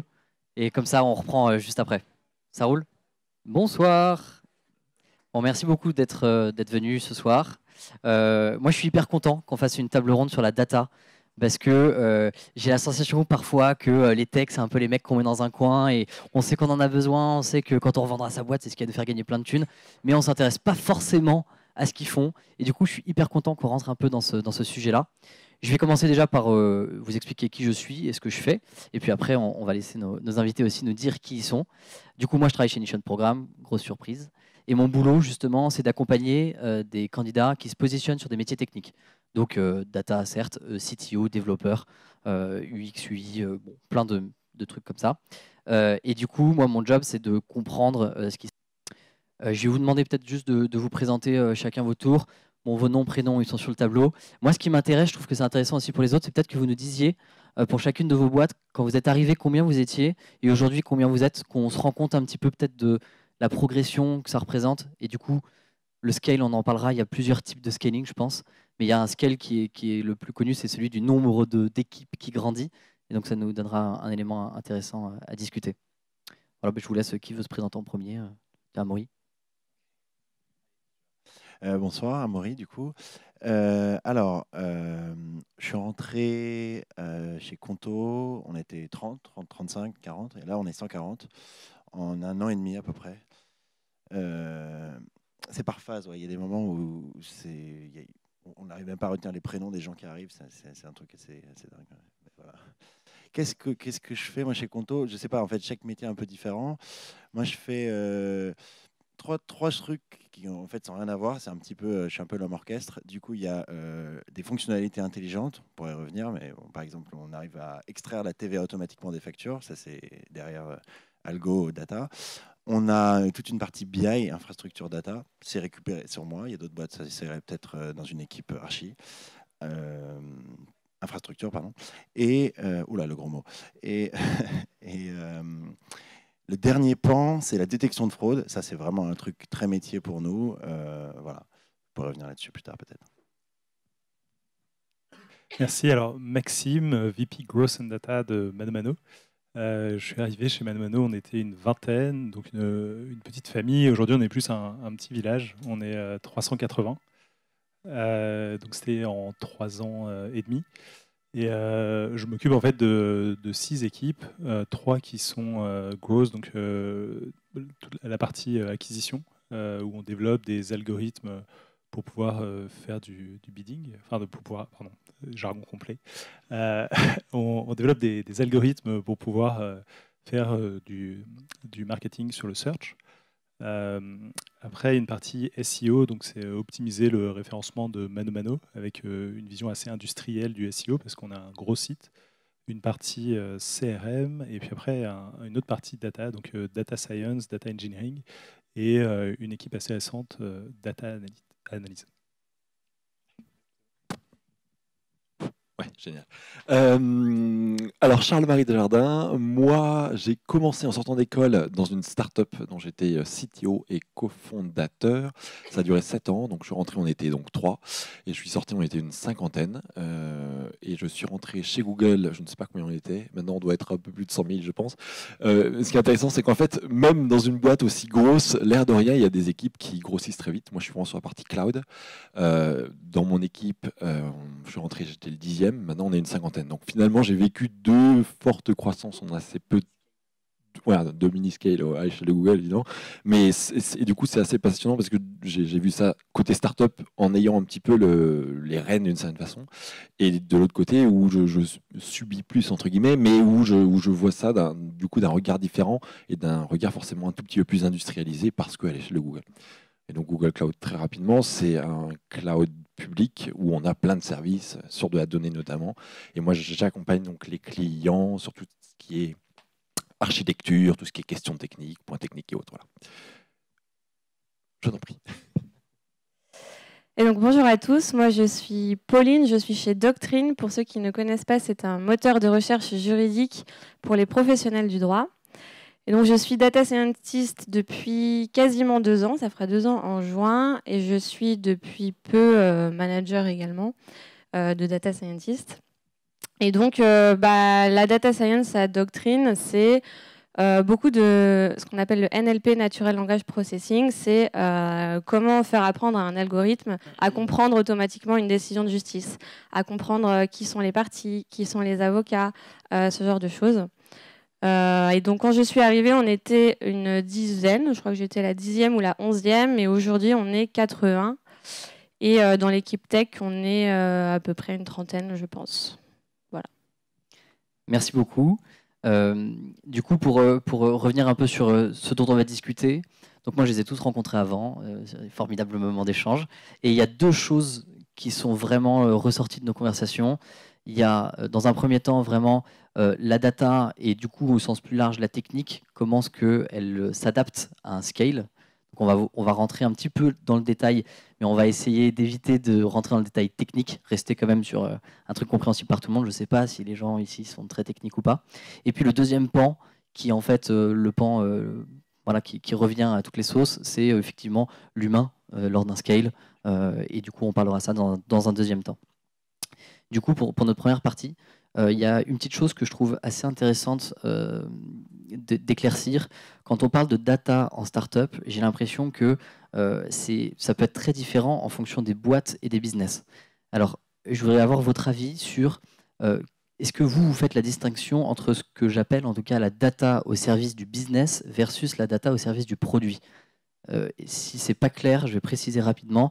Ce que j'appelle la data au service du business, c'est plutôt quand on va avoir besoin de répondre à une interrogation que se pose le marketing sur une analyse un peu poussée de notre clientèle pour faire une segmentation ou autre, versus la data au service du produit, qui va être par exemple d'améliorer l'intelligence de notre produit pour gagner une part de marché sur la technique ou pour pouvoir avoir plus de clients. J'ai l'impression que c'est 2 métiers différents. Est-ce que vous confirmez? Et vous, est-ce que vous avez la sensation d'être dans l'un ou dans l'autre? Si quelqu'un veut intervenir là-dessus. Et vous avez le droit de ne pas être d'accord, surtout. Ah, moi, je suis assez d'accord. Côté Google, c'est vrai qu'on pousse la donnée partout, tout le temps, tout analysé en permanence. Ça va, tout ce qui est remonté par les serveurs, forcément, les logs, les machins, les trucs, tout ce qui est même capteur de température, on peut aller très loin, on peut aller sur le recrutement, combien de candidats sont passés par là, pourquoi est-ce que finalement la qualité du recrutement augmente si on fait ça, ça et ça, pourquoi, et en fait, tout est analysé sur à peu près toutes les phases. Et donc là, on est vraiment sur la partie invisible, entre guillemets. Et d'une autre part, on a forcément la partie qui est j'ai envie de rapporter de l'intelligence dans mes produits, j'ai envie de monter, je sais pas, on parlait de machine learning ou NLP et autres. Donc là, j'ai besoin de collecter de la donnée pour enrichir l'expérience de mon utilisateur, ajouter de la valeur à mon produit, etc. Et oui, c'est évident que c'est deux sujets un petit peu différents. Après, est-ce que c'est traité différemment? Fondamentalement, ça reste de la donnée à l'échelle. Et alors, moi, je dirais, en fait, la plupart des entreprises tertiaires sont en quelque sorte des gros pipelines de données, un peu bordéliques, mais c'est des gros pipelines de données. C'est-à-dire que vous allez avoir de la donnée en input et puis de la donnée en output et de la transformation en cours de route. Et cette transformation, elle va avoir lieu avec deux types d'agents, soit des humains, soit des machines. Et en soi, on va essayer de feeder ces agents, d'alimenter ces agents avec la meilleure donnée possible. Et donc, pour un humain, ce sera des bons analytiques et puis une capacité à aller explorer notre système de données. Et puis, pour des machines, ça va être là beaucoup plus en lien avec le produit. Donc, par exemple, un moteur de recommandation, vous allez l'alimenter avec les données, les logs de navigation pour qu'il puisse, au fur et à mesure, améliorer son output, qui est recommander le meilleur produit à chaque fois qu'un client voit une fiche produit sur le site. Donc c'est à la fois pareil tout en étant différent. Ouais, à Doctrine, bon, du coup, on a un produit très très axé sur la data, puisque de fait, ce qu'on propose à la base dans le produit, c'est la data qu'on collecte, à savoir les décisions de justice, la loi, etc. Donc la partie data au service du produit est évidemment très très présente. Ça se manifeste aussi beaucoup. J'en parlais avec Paul où bon, on y reviendra peut-être plus tard, mais on est organisé en petites équipes qui s'appellent des squads. Et donc, dans chaque équipe, il y a un product manager et des développeurs, back, front, data, qui codent au service du produit. Et donc, ce que je lui disais, c'est que le PM est un petit peu le client au sein d'une équipe et au sein de la squad, c'est-à-dire qu'il va venir avec des idées, un design, une proposition de produit, et ensuite c'est aux développeurs de répondre à cette attente du PM. Et donc on voit vraiment le PM comme notre client en interne à l'échelle de l'équipe. Et ça montre aussi que la data est vraiment au service du produit et que le produit, c'est la data et c'est l'intelligence portée par la data. Et ensuite, il y a effectivement des réflexions qu'on appelle un peu plus data analyse. Enfin, je ne sais pas si c'est exactement ce que tu voulais dire par business, mais au-delà de l'aspect vraiment data, NLP, l'intelligence qu'on va mettre dans le produit, il y a l'aspect analyser tout simplement les data qu'on collecte sur les utilisateurs, essayer de comprendre comment les utilisateurs utilisent notre produit, quelles sont les pages les plus visitées, comment est-ce qu'ils naviguent au sein du produit, etc. Et donc ça, c'est pour l'instant, c'est un petit peu partagé entre les data scientists et les PM également qui ont accès à plein d'outils qui permettent de faire ça. Mais c'est pour plus mieux comprendre la manière dont le produit est utilisé. Donc ça fait partie de votre fonction, la fonction un peu support data, quand les autres départements viennent te dire mais attends, il faudrait vraiment que tu m'analyses ça. Ça fait partie du pôle data, c'est normal de faire ces missions pour toi. On a un pôle data analyse plus relié à l'équipe sales, CSM, etc. Quand on essaye de comprendre vraiment l'utilisation du produit. Enfin, c'est une équipe qui globalement est entre le produit et les sales. Mais ça nous arrive en tant que data scientist, ne serait-ce que pour comprendre un peu le produit qu'on construit, de nous-mêmes faire des analyses en fait, pour faire de la recommandation de produits, enfin de décision ou autre. Il faut aussi être capable de comprendre comment le produit est utilisé pour nous donner des insights, des idées. Et du coup, de fait, forcément, on travaille aussi sur ces data-là. Ok, c'est hyper clair. Une petite chose avant de passer à la question suivante.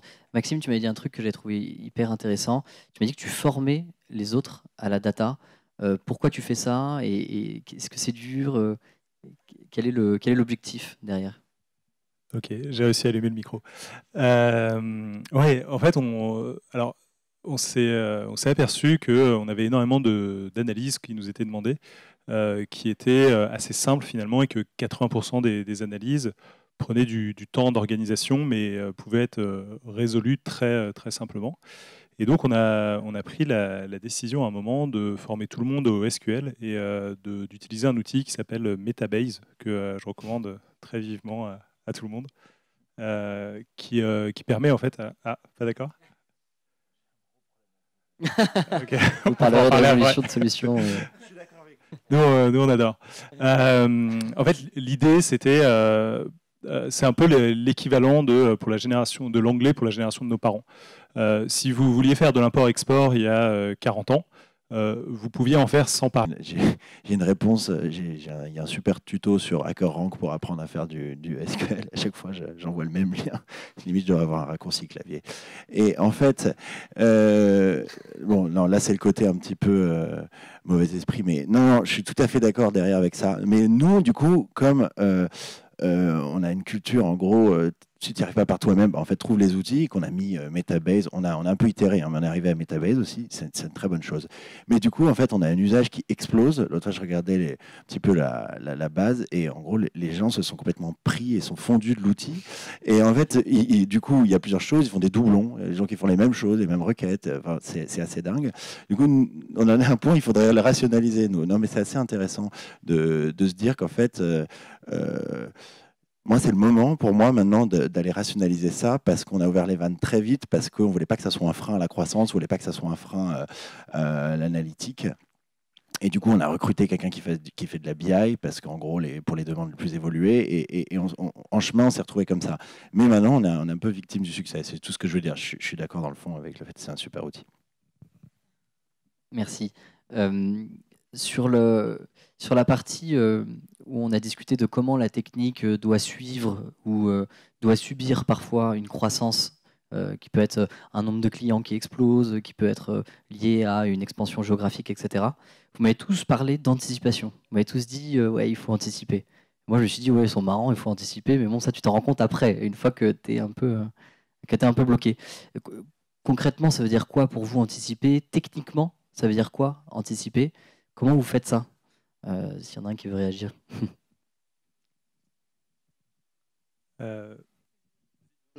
Alors moi je dirais c'est surtout psychologiquement, c'est-à-dire que quand je suis arrivé, les fondateurs m'ont dit tu verras, dans 3 ans on fait 500 millions de chiffres d'affaires chaque année. Je dis bon, ces mecs sont gentils, ils planent un peu, voilà, mais ils ont l'air sympas, je vais quand même venir. Et en fait, le truc le plus difficile, c'est que vous travaillez au jour le jour en essayant d'économiser un maximum les ressources, d'avoir le plus possible d'ingéniosité, c'est-à-dire le plus gros impact possible avec le minimum de ressources. Et à un moment, on vous dit, en fait, il faut que tu je sais pas, doubles ton équipe dans les 6 mois qui viennent. Et alors, tu as toujours 6 mois de retard en recrutement, donc tout le monde est toujours un peu submergé quand l'hypercroissance se lance. Et donc, en fait, tu te retrouves à faire un espèce de saut dans le vide de je vais recruter des gens, je ne sais pas encore exactement ce qu'ils vont faire, mais je suis certain qu'ils vont servir. Très bizarre. Nous, effectivement, il y a une grosse partie anticipation technique, je dirais plutôt à l'échelle de l'internationalisation, puisqu'on a des projets d'internationalisation et donc ça s'anticipe. C'est pas du jour au lendemain qu'on part dans un autre pays, a fortiori parce qu'il y a dans notre marché une barrière à l'entrée. On attaque un autre pays, donc c'est un nouveau système légal, c'est des nouvelles datas à récupérer, des nouvelles décisions de justice, etc. Une nouvelle langue, là où notre métier est du NLP, donc c'est de l'analyse de la langue. On passe du français à l'anglais. Évidemment qu'il y a plein de choses à reprendre. Donc il faut réussir à réfléchir et à anticiper sur une pipeline globale et un data model qui scale justement à l'international et qu'on réduise les coûts d'entrée techniques à chaque fois pour aborder un nouveau pays. Et donc là, à vrai dire, on est en pleine phase et en pleine réflexion. Et donc comment ça se manifeste tout simplement, on va voir comment ça se fait ailleurs, parce qu'on n'a pas été les premiers à être confrontés à ça. Donc on contacte d'autres gens, d'autres startups qui ont été confrontés à ce même problème. Et puis on regarde un petit peu et on essaye de designer une infra et une pipeline globale qui répondent à nos besoins et qui a l'air de fonctionner ailleurs, tout simplement. Alors moi, je suis assez d'accord avec mes deux collègues. Il y a un sujet humain qui est évident, parce qu'effectivement, en start-up, enfin, moi, c'était vraiment une expérience, c'est on court après le temps absolument en permanence. Il y a tellement de choses à faire et on est toujours trop peu nombreux pour faire ce qu'il y a à faire. On a tous plein d'idées. C'est vraiment l'idée, enfin, c'est aussi ça qui est génial en start-up, c'est on innove parce que justement chacun a un peu ses idées, il les apporte et puis on construit sur ce qui est le mieux et voilà. Et donc voilà, ces aspects-là sont compliqués parce que le recrutement c'est long, c'est difficile, il faut avoir, je pense qu'on va en parler un petit peu après. Et puis sur les aspects techniques, effectivement, moi je me suis rendu compte vraiment dans cette start-up-là, c'est que, alors il s'avère que j'étais client de Google Cloud à l'époque et je l'avais choisi justement pour tout ce qui était service managé au maximum parce qu'en fait c'est difficile de maintenir une infrastructure, c'est difficile de mettre à jour, de patcher. Fondamentalement, vous avez de la donnée qui va être multipliée par 15, votre équipe elle va être multipliée par 2. Tu peux rappeler peut-être le nombre d'utilisateurs de ton produit et ce que faisait ton À produit l'époque, sur ta startup? on a dépassé les 100 millions de téléchargements et on faisait tout ce qui est application musicale sur mobile, donc traitement du son temps réel, application DJ, jeux musicaux. On avait une dizaine d'applications. La boîte tourne toujours, elle marche d'ailleurs très bien, il n'y a aucun problème. Et du coup, forcément, 100 millions d'utilisateurs, il y a un petit peu d'usage derrière et ça remonte quelques logs et du coup, il faut analyser. Et puis on se retrouve vite devant une quantité colossale de données. Et il faut trouver des moyens. Et moi, j'étais pas du tout sur la partie infra, donc le gros mot de tout à l'heure. Moi, quand je regardais ça, je faisais, mais je n'y arriverai jamais. Et du coup, je me suis forcément tourné un petit peu sur le manager, le truc clé en main. Je mets mes données, je fais des requêtes, ça marche, tant mieux. J'ai 1 giga, j'ai 1 téra, j'ai 100 téra, ça marche toujours. Bon, voilà. Et c'est vraiment là-dessus que je me suis orienté. Donc, vraiment, les aspects humains sont importants. Et puis, il y a vraiment les aspects techniques qui changent tout aussi. Amaury, toi, tu vis ça chez Conto aussi? On a lancé, ils sont un peu fous, les founders, on a lancé l'internationalisation en même temps qu'on changeait la brique de base, on appelle le core banking, en fait, un petit peu comme si on achetait 2 voitures en changeant les moteurs en même temps. Enfin, c'est un peu fou, leur truc. Du coup, et là, en plus, on va migrer de l'ancien au nouveau les clients existants. Du coup, en fait, ça oblige à une pratique qui est un peu différente. Je dirais que c'est vraiment ça. On assèche, on fait du lean. On a notre CTO qui est arrivé peut-être il y a un peu plus de 6 mois. Et en gros, on prend vraiment, je reprends tes mots, les éléments les plus essentiels et le superflu, le nice to have. Enfin, vraiment, on évacue. On se retrouve vraiment à chaque fois à se dire voilà, on veut que ça sorte à telle date. Et qu'est-ce qui est essentiel. Et vraiment, du coup, c'est vrai que le superflu se retrouve vraiment toujours en fait, reporté au calendrier grec. Et ça pose effectivement des petits problèmes, cette approche-là. En particulier, puisqu'on parle d'infra, de scaling, aujourd'hui, je suis confronté à un problème qui est qu'on n'a pas anticipé en fait, des choses de certaines utilisations de la base de données. Et aujourd'hui, voilà, se pose une question de se dire, en fait, maintenant, il va falloir, ce qui était quelque chose d'accessoire va devenir quelque chose d'essentiel. Du coup, voilà, peut-être chez nous, on avance très vite en faisant l'essentiel, mais finalement, il faut qu'on trouve le moyen d'insérer les tâches de fond qui aujourd'hui ne sont pas bloquantes, mais explosent. Par exemple, en fait, nous, notre croissance, elle est en termes de nombre d'entreprises qui s'inscrivent chez nous, c'est un B2B. Donc, ça suit le BP, très bien. Mais il y a une autre métrique qui est le nombre de transactions. Et c'est exactement comme, je ne sais pas si vous servez de Lydia, plus on se sert du produit, plus on adhère, plus on en fait. Donc en fait, ça, j'ai coutume de dire, c'est quadratique. C'est-à-dire qu'en gros, avec le temps, cette table, ces nombres de transactions explosent. Et en fait, ça, on n'aurait jamais pu l'anticiper. Et en fait, on est un petit peu tributaire du succès. Mais je pense qu'on va en discuter après. Ouais. Et voilà, ça, c'est notre quotidien. Hyper intéressant. Je ne sais pas s'il y en a là qui touchent à la data. Moi, j'ai vu Louis tout à l'heure qui est data scientist. Donc, je pense qu'il y a plein de trucs hyper intéressants dans cette partie. N'hésitez pas à vous parler après sur tous ces sujets-là. La deuxième grosse brique qui est ressortie de nos échanges, c'est évidemment la partie organisation, la partie humaine, la partie culture, dont on va un peu plus parler maintenant. Il y a un truc qui a été dit par la table ronde Sales, et du coup je pense qu'on peut faire le lien avec ça, c'est cette volonté de ne pas être statique, de toujours être en mouvement. Vous m'avez tous dit que vous aviez eu des réorganisations, une organisation qui bougeait. Et Maxime, toi tu m'as dit un truc qui m'a fait beaucoup rire dans un premier temps et réfléchir dans un second, c'est l'état normal de Mano Mano. J'ai fini par comprendre des années après que c'était un état de métamorphose. Est-ce que tu peux revenir là-dessus? Qu'est-ce que ça veut dire et qu'est-ce que tu as compris avec ça? Ouais, alors il y a une image que j'aime bien. En fait, l'hypercroissance, c'est un peu comme harponner une baleine. La bonne nouvelle, c'est que vous avez harponné une baleine, et la mauvaise nouvelle, c'est que vous avez harponné une baleine. Et donc ça va très très vite, et il faut improviser, se débrouiller pour faire en sorte que le bateau vogue. Et clairement, là, sur les 3 ans et demi passés, je pense que mon boulot a changé à peu près tous les trimestres. Et donc en fait, tu te retrouves avec un système qui bouge. Et en fait, tu t'y habitues. Tu fais aussi. Alors il y a un truc très très dangereux qui est c'était mieux avant. Un très bon livre, How Google Works, parce que Google fait partie des entreprises qui ont réussi à rester des startups très très très longtemps, à plusieurs dizaines de milliers d'employés, avoir une agilité, une attractivité pour des talents remarquables. Et en fait, dedans, en fait, ils expliquent que, ils prennent 3 citations qui sont c'était mieux avant, on n'aurait jamais fait ça il y a quelques années, etc. Et en fait, les 3 citations c'était mieux avant sont faites par quelqu'un qui est arrivé au tout début, quand Google était, où il y avait 20 personnes, une autre, quelqu'un qui était arrivé il y a 3 ans, et puis la dernière, quelqu'un qui était arrivé il y a 6 mois. Et en fait, il y a un espèce de danger de fausse nostalgie. En fait, le futur va être encore mieux que le passé, mais c'est très difficile de s'en convaincre parce qu'on connaît le passé, on ne connaît pas le futur. Et on s'y habitue en fait au fur et à mesure, et on découvre que on peut créer de plus en plus de choses géniales au fur et à mesure qu'on grossit. Et ce truc, donc, c'est en fait l'état normal, c'est la métamorphose. C'est pas grave du tout. Il faut juste s'y habituer et l'accepter. Pauline, toi, chez Doctrine, tu l'as évoqué tout à l'heure, en termes d'organisation, là, en très concret, vous avez fait une méthode d'organisation par squad. Est-ce que tu veux nous en parler, nous dire pourquoi est-ce que vous avez fait ce choix-là et quels sont les bénéfices aujourd'hui? Oui, effectivement. Donc, je suis arrivée, on a une structure assez classique avec une équipe de data scientists, une équipe de back, une équipe de front.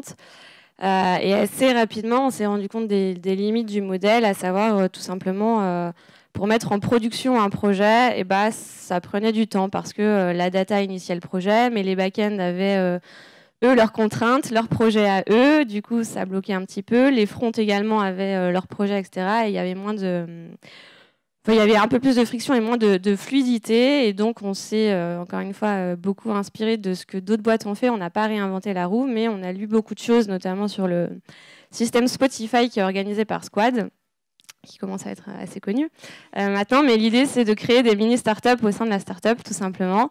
Donc, on a une envie de créer un nouveau produit dans le produit. OK, on a besoin de quoi? D'un product manager, d'un designer, d'un back, d'un data, d'un front. On va les mettre ensemble, on va les mettre côte à côte. Ils seront dans la même équipe et ils seront autonomes. Ils vont pouvoir avancer ensemble vers un même but commun. Et ça marche vachement bien, en fait.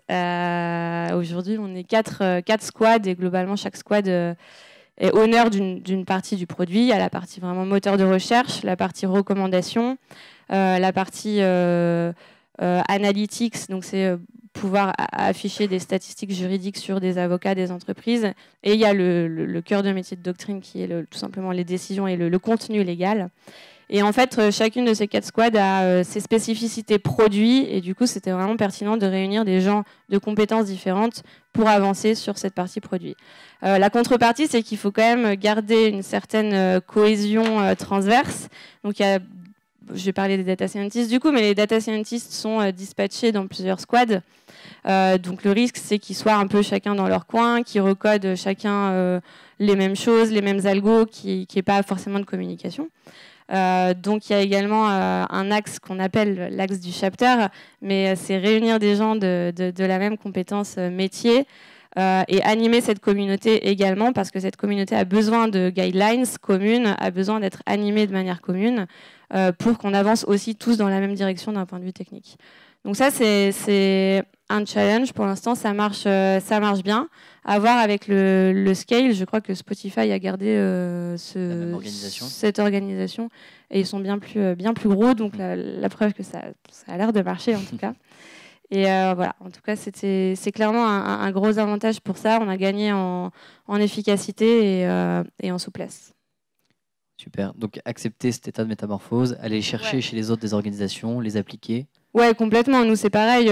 Bon, au-delà des squads, on est passé du sprint au Kanban. Enfin, on est en constante évolution et on est en constant challenge de nous-mêmes. En fait, on se challenge constamment. Qu'est-ce qui va pas, quels sont les problèmes, comment on peut répondre à ces problèmes.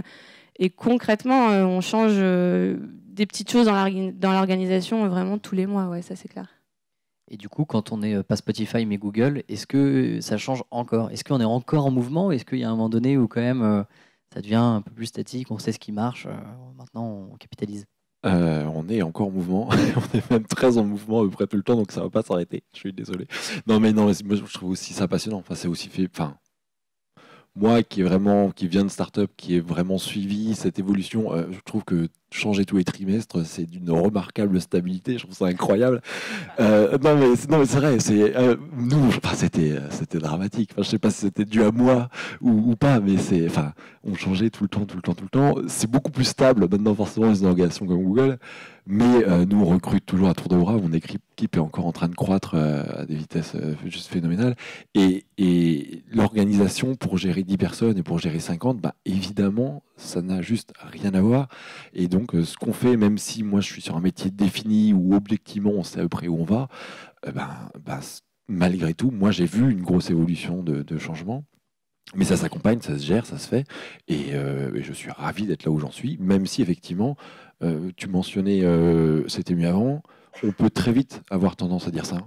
Et c'est ça, il faut réussir à prendre assez de recul et à faire passer ce message comme quoi c'est pas parce que ça change que c'est pire.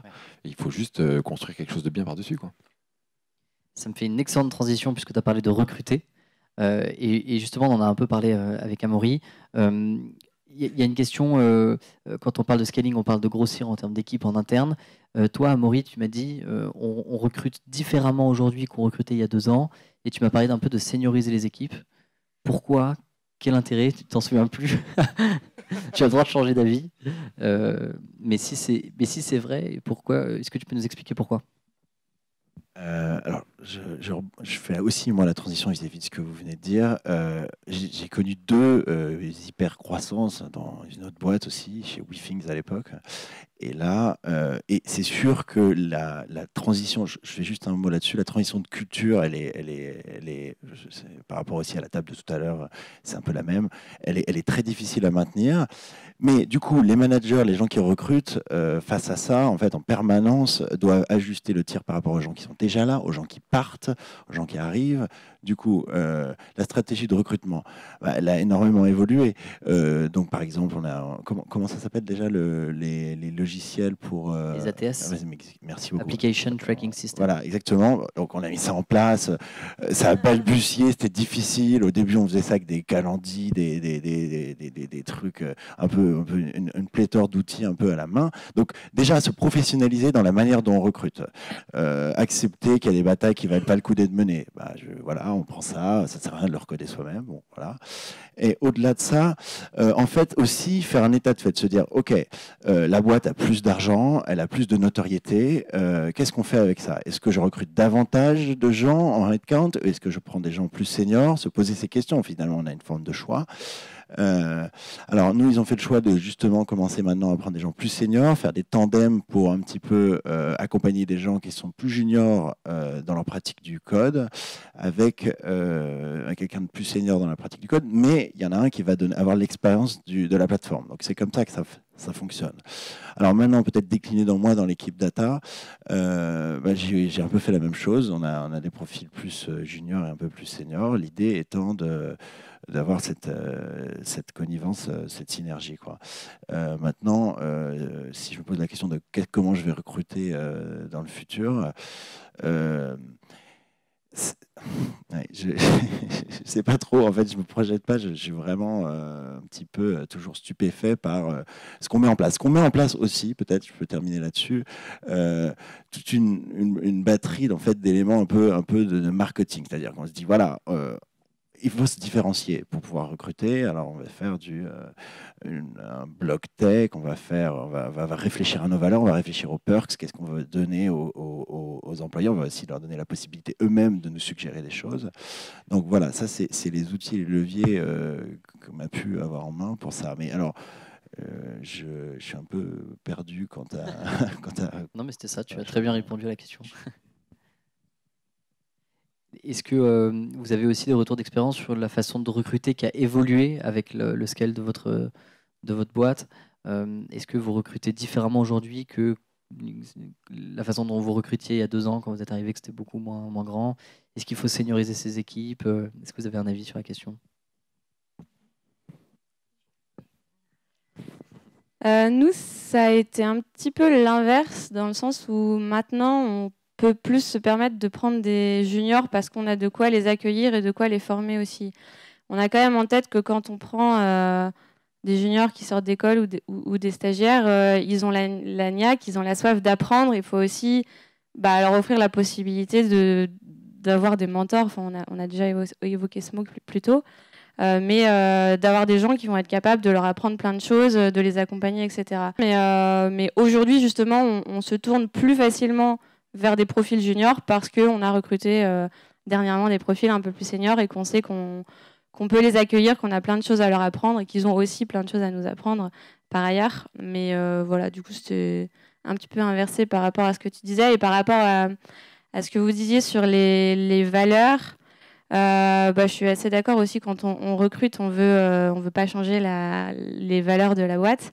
Donc par ailleurs, on a un process de recrutement qui essaye de garantir ça avec un entretien valeurs qui permet de s'assurer que le candidat est en accord avec ses valeurs et que nous, on arrive à le projeter sur ses valeurs. Mais par ailleurs, récemment, le CEO de Doctrine a dit quelque chose de très intéressant. Il a dit, mais en fait, on n'essaye pas d'être garant et de maintenir les valeurs aujourd'hui. On fait évoluer les valeurs avec les gens qui arrivent aussi. Donc évidemment, on a des bases, un socle stable vers lequel on peut se référer, mais les valeurs évoluent forcément aussi avec les gens qu'on recrute. Et donc le but n'est pas de les garder stables et à tout prix les laisser tels quels, mais aussi les faire évoluer en fonction de qui on recrute. Voilà. Alors là, pour le coup, moi j'ai 2 expériences assez différentes, parce que sur la partie startup, effectivement, on commence, les premiers qu'on recrute, c'est un peu le couteau suisse, la licorne, le mec qui n'existe pas vraiment, parce qu'il doit toucher à tout, il doit tout faire tout le temps. Le jour où il faut réparer un robinet, c'est bien s'il est en mesure de le faire. Le jour où il doit monter un pipeline de données, c'est bien aussi. Donc en fait, il ne faut pas oublier que les gens qu'on recrute, surtout quand on est petit, en fait, ils vont compter pour 20, 10 ou 5% de la boîte. Donc c'est juste absolument énorme, et l'impact qu'ils vont avoir est colossal. Et donc forcément, il faut faire très, très, très, très attention. Quand on recrutait un dev, moi je me souviens, c'était des process extrêmement longs, c'était très compliqué, parce qu'à la fois techniquement, il faut qu'il y ait un match, il faut qu'il sache ce qu'il fait, il faut qu'il sache il faut qu'il apporte quelque chose véritablement à l'entreprise. Et en même temps, du coup, on a très envie, quand on a trouvé un, de le faire rentrer. Et puis en même temps, si le fit culturel n'est pas là, alors, je suis d'accord sur le fait que la culture évolue aussi avec les gens, mais malgré tout, il faut quand même qu'il y ait des atomes crochus. Et donc, c'est pas du tout évident, quoi. Et de se couper de quelqu'un en se disant, techniquement, le mec était brillant, mais en fait, j'ai l'impression que je ne pourrais pas lui parler 3 jours de suite. Ça, à la fois, ça fait mal, et à la fois, c'est, à mon avis, la meilleure solution ce qu'il faut faire. Sur la partie Google, forcément, nous, on est sur un système de recrutement qui est complètement industrialisé. Donc là, c'est complètement autre chose. C'est assez intéressant aussi, parce que du coup, c'est très structuré, c'est très carré, c'est très cadré. Il y a 4 entretiens, un sur la culture, justement. Donc là, c'est pareil. Et du coup, c'est vraiment 2 aspects très, très, très différents. Mais je pense qu'effectivement, garantir que ce qu'on a en tête au niveau culturel, au niveau fit, au niveau de l'entreprise, au niveau technique évidemment, ça c'est très très très important. Et puis et ça évolue avec le temps parce que les profils sont pas toujours les mêmes et on grandit, quoi. Donc réussir à scaler aussi, c'est réussir à garantir cette culture. Il y a un vrai lien entre le scale, la culture. Le mot revient beaucoup naturellement. Maxime, toi, tu as un avis sur cette question-là? Ouais, alors en fait, au début, comme c'est une grande famille, la culture est assez naturelle. Et en gros, elle va être portée par le DG qui va un peu être le papa de la tribu et enfin de la famille et qui va dire voilà comment on se comporte dans notre famille. Et c'est assez important parce que ça va être un peu l'OS de l'entreprise. Et à la fin, c'est la manière dont les gens vont prendre les décisions, dont la manière dont ils vont les exécuter. Et vous avez un phénomène assez intéressant qui se passe vers 150 personnes. Alors, pour ceux qui ont lu Sapiens, c'est le nombre de Dunbar, Robin Dunbar, qui a analysé les groupes de mammifères et qui s'est aperçu qu'il n'y avait pas de groupe de mammifères au-dessus de 150, parce que c'est le moment où vous commencez à avoir du mal à développer une relation interpersonnelle avec chaque individu. Et donc pour pallier ça, vous allez commencer à formaliser votre culture et à vous débrouiller pour avoir des relais. Alors pourquoi vous la formalisez? C'est pour éviter qu'elle soit trop déformée. Comme le disait Henri, lorsque vous arrivez dans les périphéries, il faut que vous arriviez à irriguer jusqu'au bout. Et donc le fait d'avoir quelque chose de formalisé permet de ne pas déformer le message quand il va dans cette périphérie. Et à la fin, c'est quelque chose d'extrêmement puissant parce que c'est ce qui va en fait déterminer comment votre entreprise décide et exécute, donc autrement dit son destin. Je continue exactement dans ta direction. Chez nous, ça passe par l'onboarding. C'est vraiment un truc qui a été super léché, super travaillé.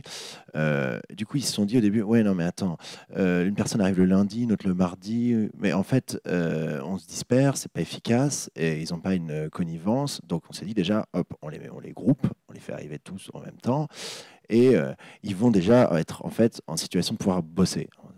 C'est pas très culture peut-être, mais bon, finalement, on évacue tous les sujets un petit peu pratiques, l'ordinateur, les outils métiers, et après on leur programme des rendez-vous, on leur fait un shadowing CS, pardon, à un moment ils vont se mettre dans la peau d'un agent du customer success, quoi, et en gros comme ça ils ont un lien avec le client. Moi je suis presque jaloux, j'ai pas eu cet onboarding là parce que j'arrivais trop tôt, mais du coup c'est super intéressant. Ça direct, ça un petit peu, c'est comme une voie d'insertion sur l'autoroute, c'est vraiment quelque chose qui lance les gens à la bonne vitesse dans l'entreprise. Mais après, il faut garder l'énergie, garder l'alignement, en tout cas la participation des gens et cette construction en permanence qui est comme une forme de déséquilibre permanent de la culture. Chez nous, ça passe par les relais qui sont les managers intermédiaires, en fait, en permanence lors des one-to-one, le moment de se dire, voilà, quelles sont un peu les valeurs, comment ça se passe, et comment tu réussis vis-à-vis de ça avec ton équipe, et le coaching se décline autour de ça.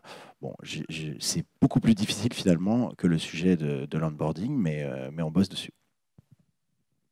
Pour conclure un peu sur toute cette conversation, Charles-Marie, toi tu m'as raconté que tu étais aussi parti de ton ancienne entreprise sur un sujet, alors culture c'est un grand mot, il y a plein de choses à l'intérieur, mais je trouve intéressant que tu puisses nous raconter peut-être rapidement qu'est-ce qui n'a pas été fait comme tu l'aurais aimé sur le scale de ta boîte avant que tu rejoignes Google, et qu'est-ce que chez Google te satisfait en termes de culture, puisqu'ils sont forts a priori là-dedans.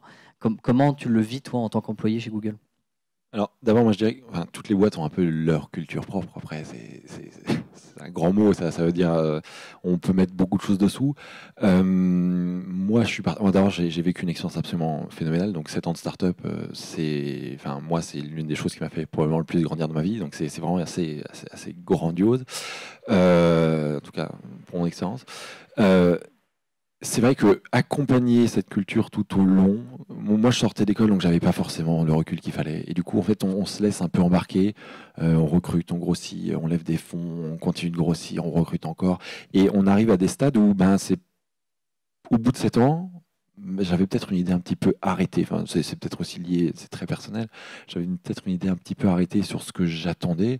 Et finalement, ce que j'avais contribué à construire n'était pas complètement aligné avec mes objectifs initiaux. Et il s'avère que chez Google, je retrouve beaucoup plus ce que j'ai en tête. Je pense qu'encore une fois, il n'y a pas de bon ou de mauvais choix véritablement. C'est très lié à la personne. C'est pour ça que discuter un petit peu fit, culture avec la personne pendant ces entretiens, c'est très important parce qu'il y a des gens qui vont être brillants techniquement, on peut les mettre un peu partout, mais dans une entreprise, ils passeront forcément beaucoup mieux que dans une autre parce qu'ils sont... voilà. Donc moi, ce que j'aime chez Google, c'est vraiment cette notion d'ouverture. L'ensemble des gens avec lesquels je travaille, je trouve, ils sont généralement assez brillants, c'est fabuleux. C'est juste que ça correspond vraiment à ce que j'attendais moi. Et c'est pas parce qu'on construit quelque chose, c'est pas parce qu'on essaie d'imposer quelque chose que on arrive forcément là où on veut. Et puis au bout de 7 ans, on évolue tous un peu et on a des attentes peut-être un peu différentes au bout d'un certain temps. Mais voilà, moi c'est deux expériences qui m'ont fait beaucoup grandir et dont je garde des idées très positives dans l'ensemble. Merci beaucoup. Il faut mettre les bonnes personnes au bon endroit. Ça tombe très bien parce qu'on partage cette idée aussi chez Ignition. Est-ce que vous avez des questions par rapport à tout ce qu'on s'est dit? On a vu plein de choses. C'est le moment de poser vos questions si vous en avez. Vous n'êtes pas obligé d'en avoir, mais si vous en avez, c'est le moment quand même. Déjà, merci pour le talk. C'était ultra intéressant. Moi, j'ai une question sur... on parle de scale-up, donc on dit que tout grandit très vite, tout bouge très vite. Ok, génial, mais la data aussi. Et donc, du coup, la structure de la data, tout ce genre de choses change ultra vite. Et pour pouvoir faire de la data correctement, il faut de l'historique. Et en fait, l'historique d'il y a 6 mois, quand tout bouge très vite, parfois, ça ne veut plus dire grand-chose. Et réussir à comparer ce qu'il y avait il y a 6 mois avec maintenant, ça ne veut rien dire du tout.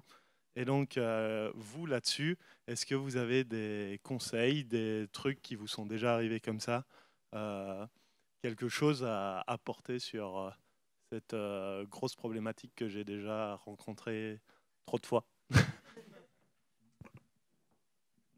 On sent le vécu. Et pour contextualiser, Thomas, il nous forme aussi à la data, comme tu le fais. Donc, c'est pour ça aussi qu'il se pose certainement ces questions. Est-ce qu'il y en a un d'entre vous qui veut en particulier, qui veut réagir à ça? Qui a des tips, des conseils? On donne le micro aux copains. La question, merci d'ailleurs pour le micro.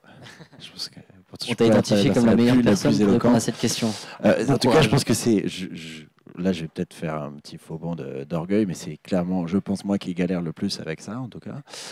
Non, pas plus tard qu'aujourd'hui, en fait, quelqu'un dans l'équipe qui me dit non, mais je l'arrête tout, en fait. L'historique exactement pour entraîner ce modèle. Et là, je me suis un peu mis droit et j'ai fait semblant de savoir de quoi je parlais. Mais du coup, la question a résonné. Je me suis dit, effectivement, il y a un problème. Et du coup, en fait, on passe par des versions, on itère. Je pense que ça passe, en tout cas chez nous, par voilà, ce truc-là. Je ne sais pas quelle sera sa date de péremption à ce modèle. Là, on le lance, on va le voir. C'est un petit peu de l'A/B testing. Et puis après, on va faire une itération, quoi.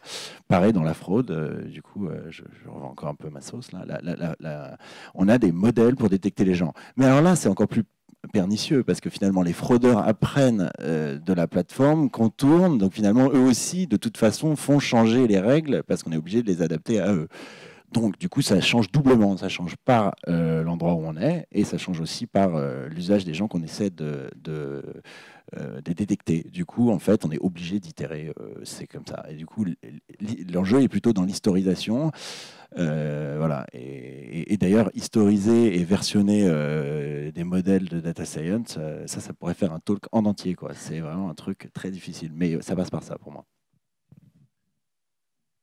Alors nous, on a beaucoup de chance. C'est que comme ça croît très vite, le volume de données générées sur les derniers mois équivaut souvent à ce qu'on a généré au cours des 5 années précédant les derniers mois. Et donc ça nous aide énormément. Et après, pour être honnête, c'est aussi un peu le bordel. Mais en fait, l'idée, ce serait il vaut mieux de la donnée imparfaite que pas de données du tout. Et donc, c'est imparfait, tu sais que c'est imparfait, mais tant pis. C'est très vrai. Tu collectes, tu gardes beaucoup de stockage partout en RAW et puis tu traites pour essayer de s'aligner. Enfin, non, c'est vrai que c'est très compliqué, mais effectivement, plus tu as de données, mieux tu. Enfin, plus tu as de données, mieux tu te portes, c'est pas vrai. Si tout est sale, c'est pas génial. Mais l'idée, c'est de. Fondamentalement, traiter de la donnée, c'est assez simple. Tu collectes, tu stockes, tu processes pour essayer de filtrer, faire en sorte que ce soit à peu près propre.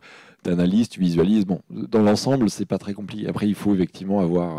Alors je vais prêcher pour la maison, mais les bonnes technos qui vont bien, il y a des choses qui peuvent t'aider aussi là-dessus. Mais après, c'est sûr que si tu collectes des choses qui n'ont plus rien à voir avec ce vers quoi tu vas, il n'y a pas de magie non plus, quoi. Enfin, je vais intervenir rapidement. On a moins ces problématiques parce que les décisions qu'on traite et les modèles de machine learning sont appliqués sur les décisions de justice, que les tribunaux et que le ministère de la Justice n'est pas organisé en squad, donc n'a pas non plus un cycle d'itération très rapide, et que les décisions de justice, globalement, sont toujours plus ou moins écrites de la même manière. Mais ce n'est pas totalement vrai. Par exemple, la Cour de cassation a changé son mode de rédaction récemment. Il faut quand même qu'on s'assure, par exemple, on anonymise les décisions de justice, il y a un vrai aspect légal derrière. Il faut qu'on s'assure que sur les nouvelles décisions qui arrivent, on arrive toujours bien à les anonymiser quand même. Donc, il faut mettre en place des pipelines qui permettent de réentraîner régulièrement des modèles, qui prennent en compte les erreurs aussi, parce que bon, on n'est pas à 100% de F1 score, donc on a des erreurs qu'on réinjecte dans le modèle et qu'on fait réentraîner régulièrement en mettant en place des pipelines qui permettent de comparer les modèles qu'on met en prod et vérifier qu'on est toujours aussi bon, voire meilleur, et on est en perpétuel entraînement. Mais bon, globalement, c'est une problématique très compliquée. Ouais. Ça répond à ta question. Est-ce que quelqu'un a une autre question? Je vois Lucas là-bas. Tu parles suffisamment fort ou tu veux un micro? Vas-y.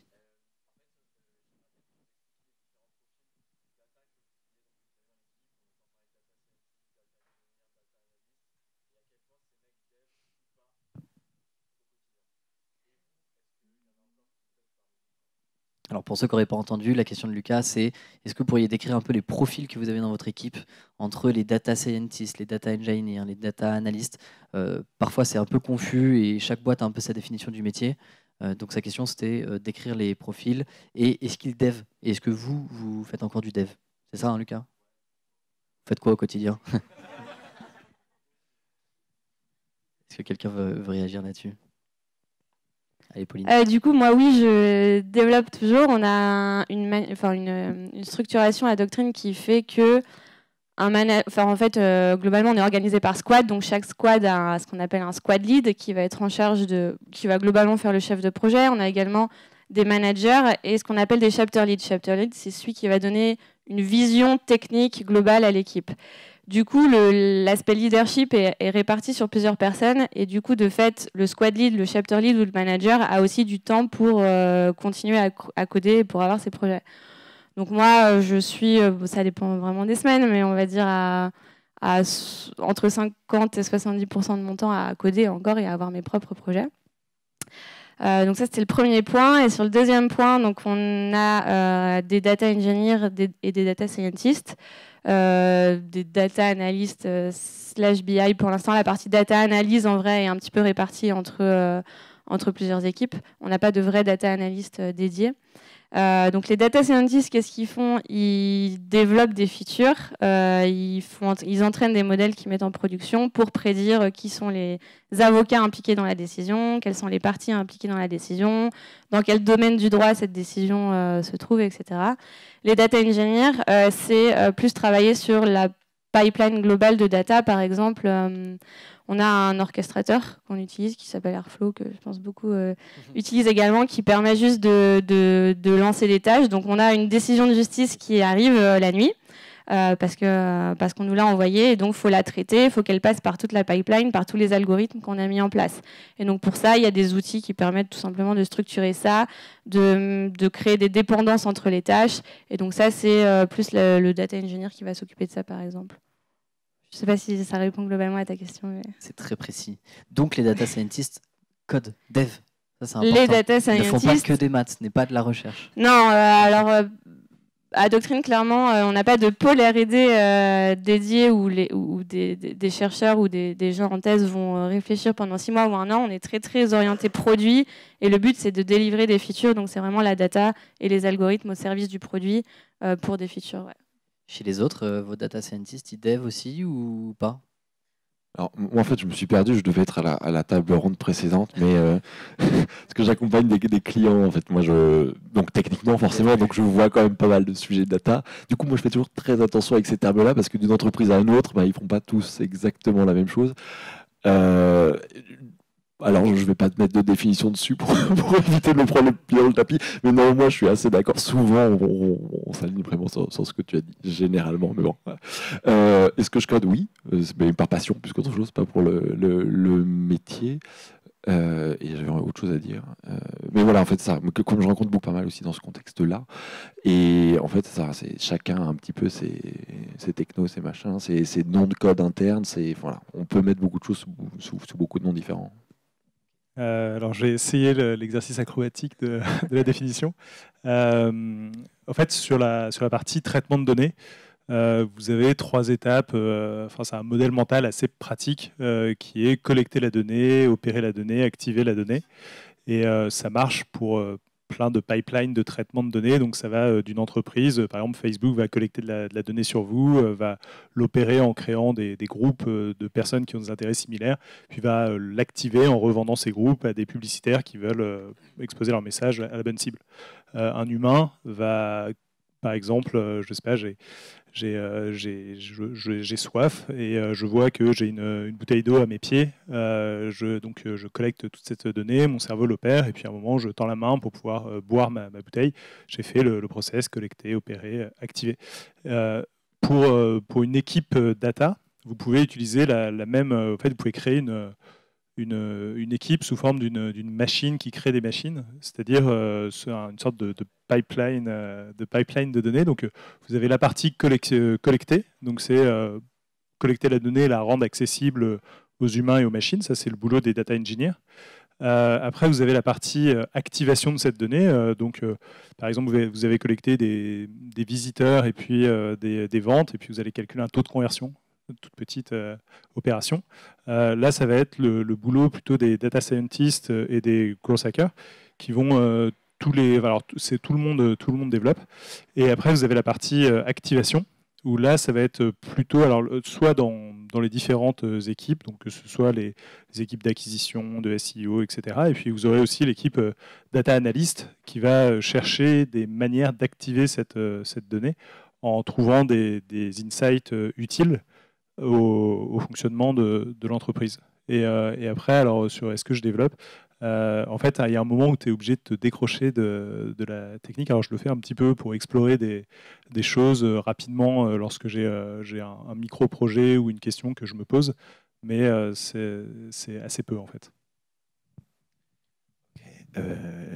Pour continuer dans ton mental model de la data, moi je vois un peu ça comme un arc qui va du software développeur et qui évolue comme si c'était un jugement de valeur. Ça n'en est pas un, c'est juste une sorte de gradation.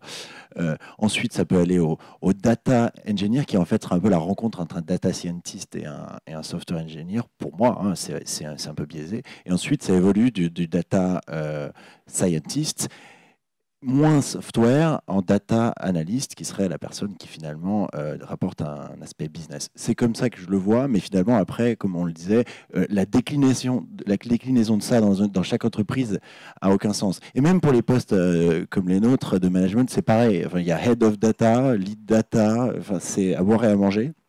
Ça demande toujours de décanter l'information pour comprendre exactement où se situe un petit peu le centre de gravité entre ces différentes lectures qu'on en a. Moi, j'ai choisi j'ai un parti pris d'amener les data scientists à coder parce qu'en fait, je me suis retrouvé beaucoup face à des candidats qui voulaient faire purement du modèle. Et en général, le mot-clé, c'est deep learning. En fait, ça termine souvent là-dessus. Alors après, je fais la distinction entre des gens chez qui la data est au cœur du produit, comme chez toi.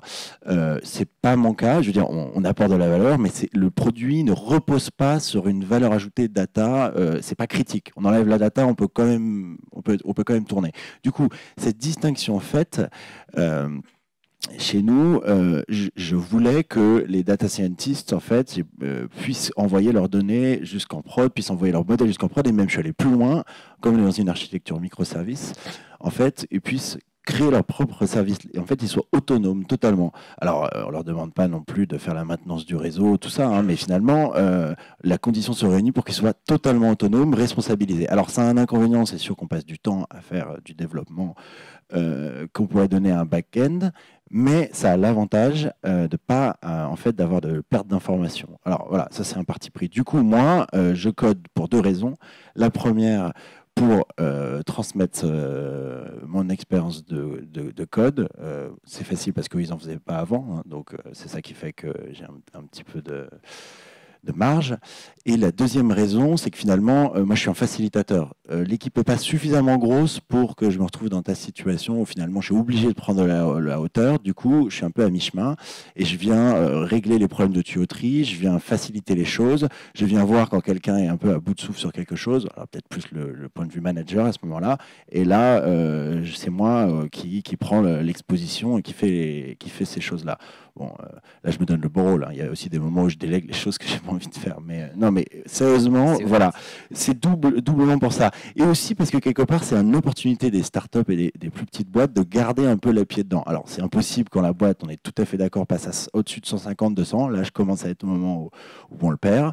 Mais moi, ça m'intéresse, ça me garde aligné, ça me garde tout à fait stimulé. Voilà, pour toutes ces raisons. Merci beaucoup pour ces réponses hyper précises. Ouais, une dernière question. Du coup, on fait notre solution sur, on fait notre solution sur GCP, ok. Et ok, voilà. Du coup, on a un cluster Kubernetes et avec tout derrière. Donc, ce que je veux savoir, c'est que en termes d'outils de détection de fraude, donc pour Google, est-ce que c'est quoi le roadmap, disons?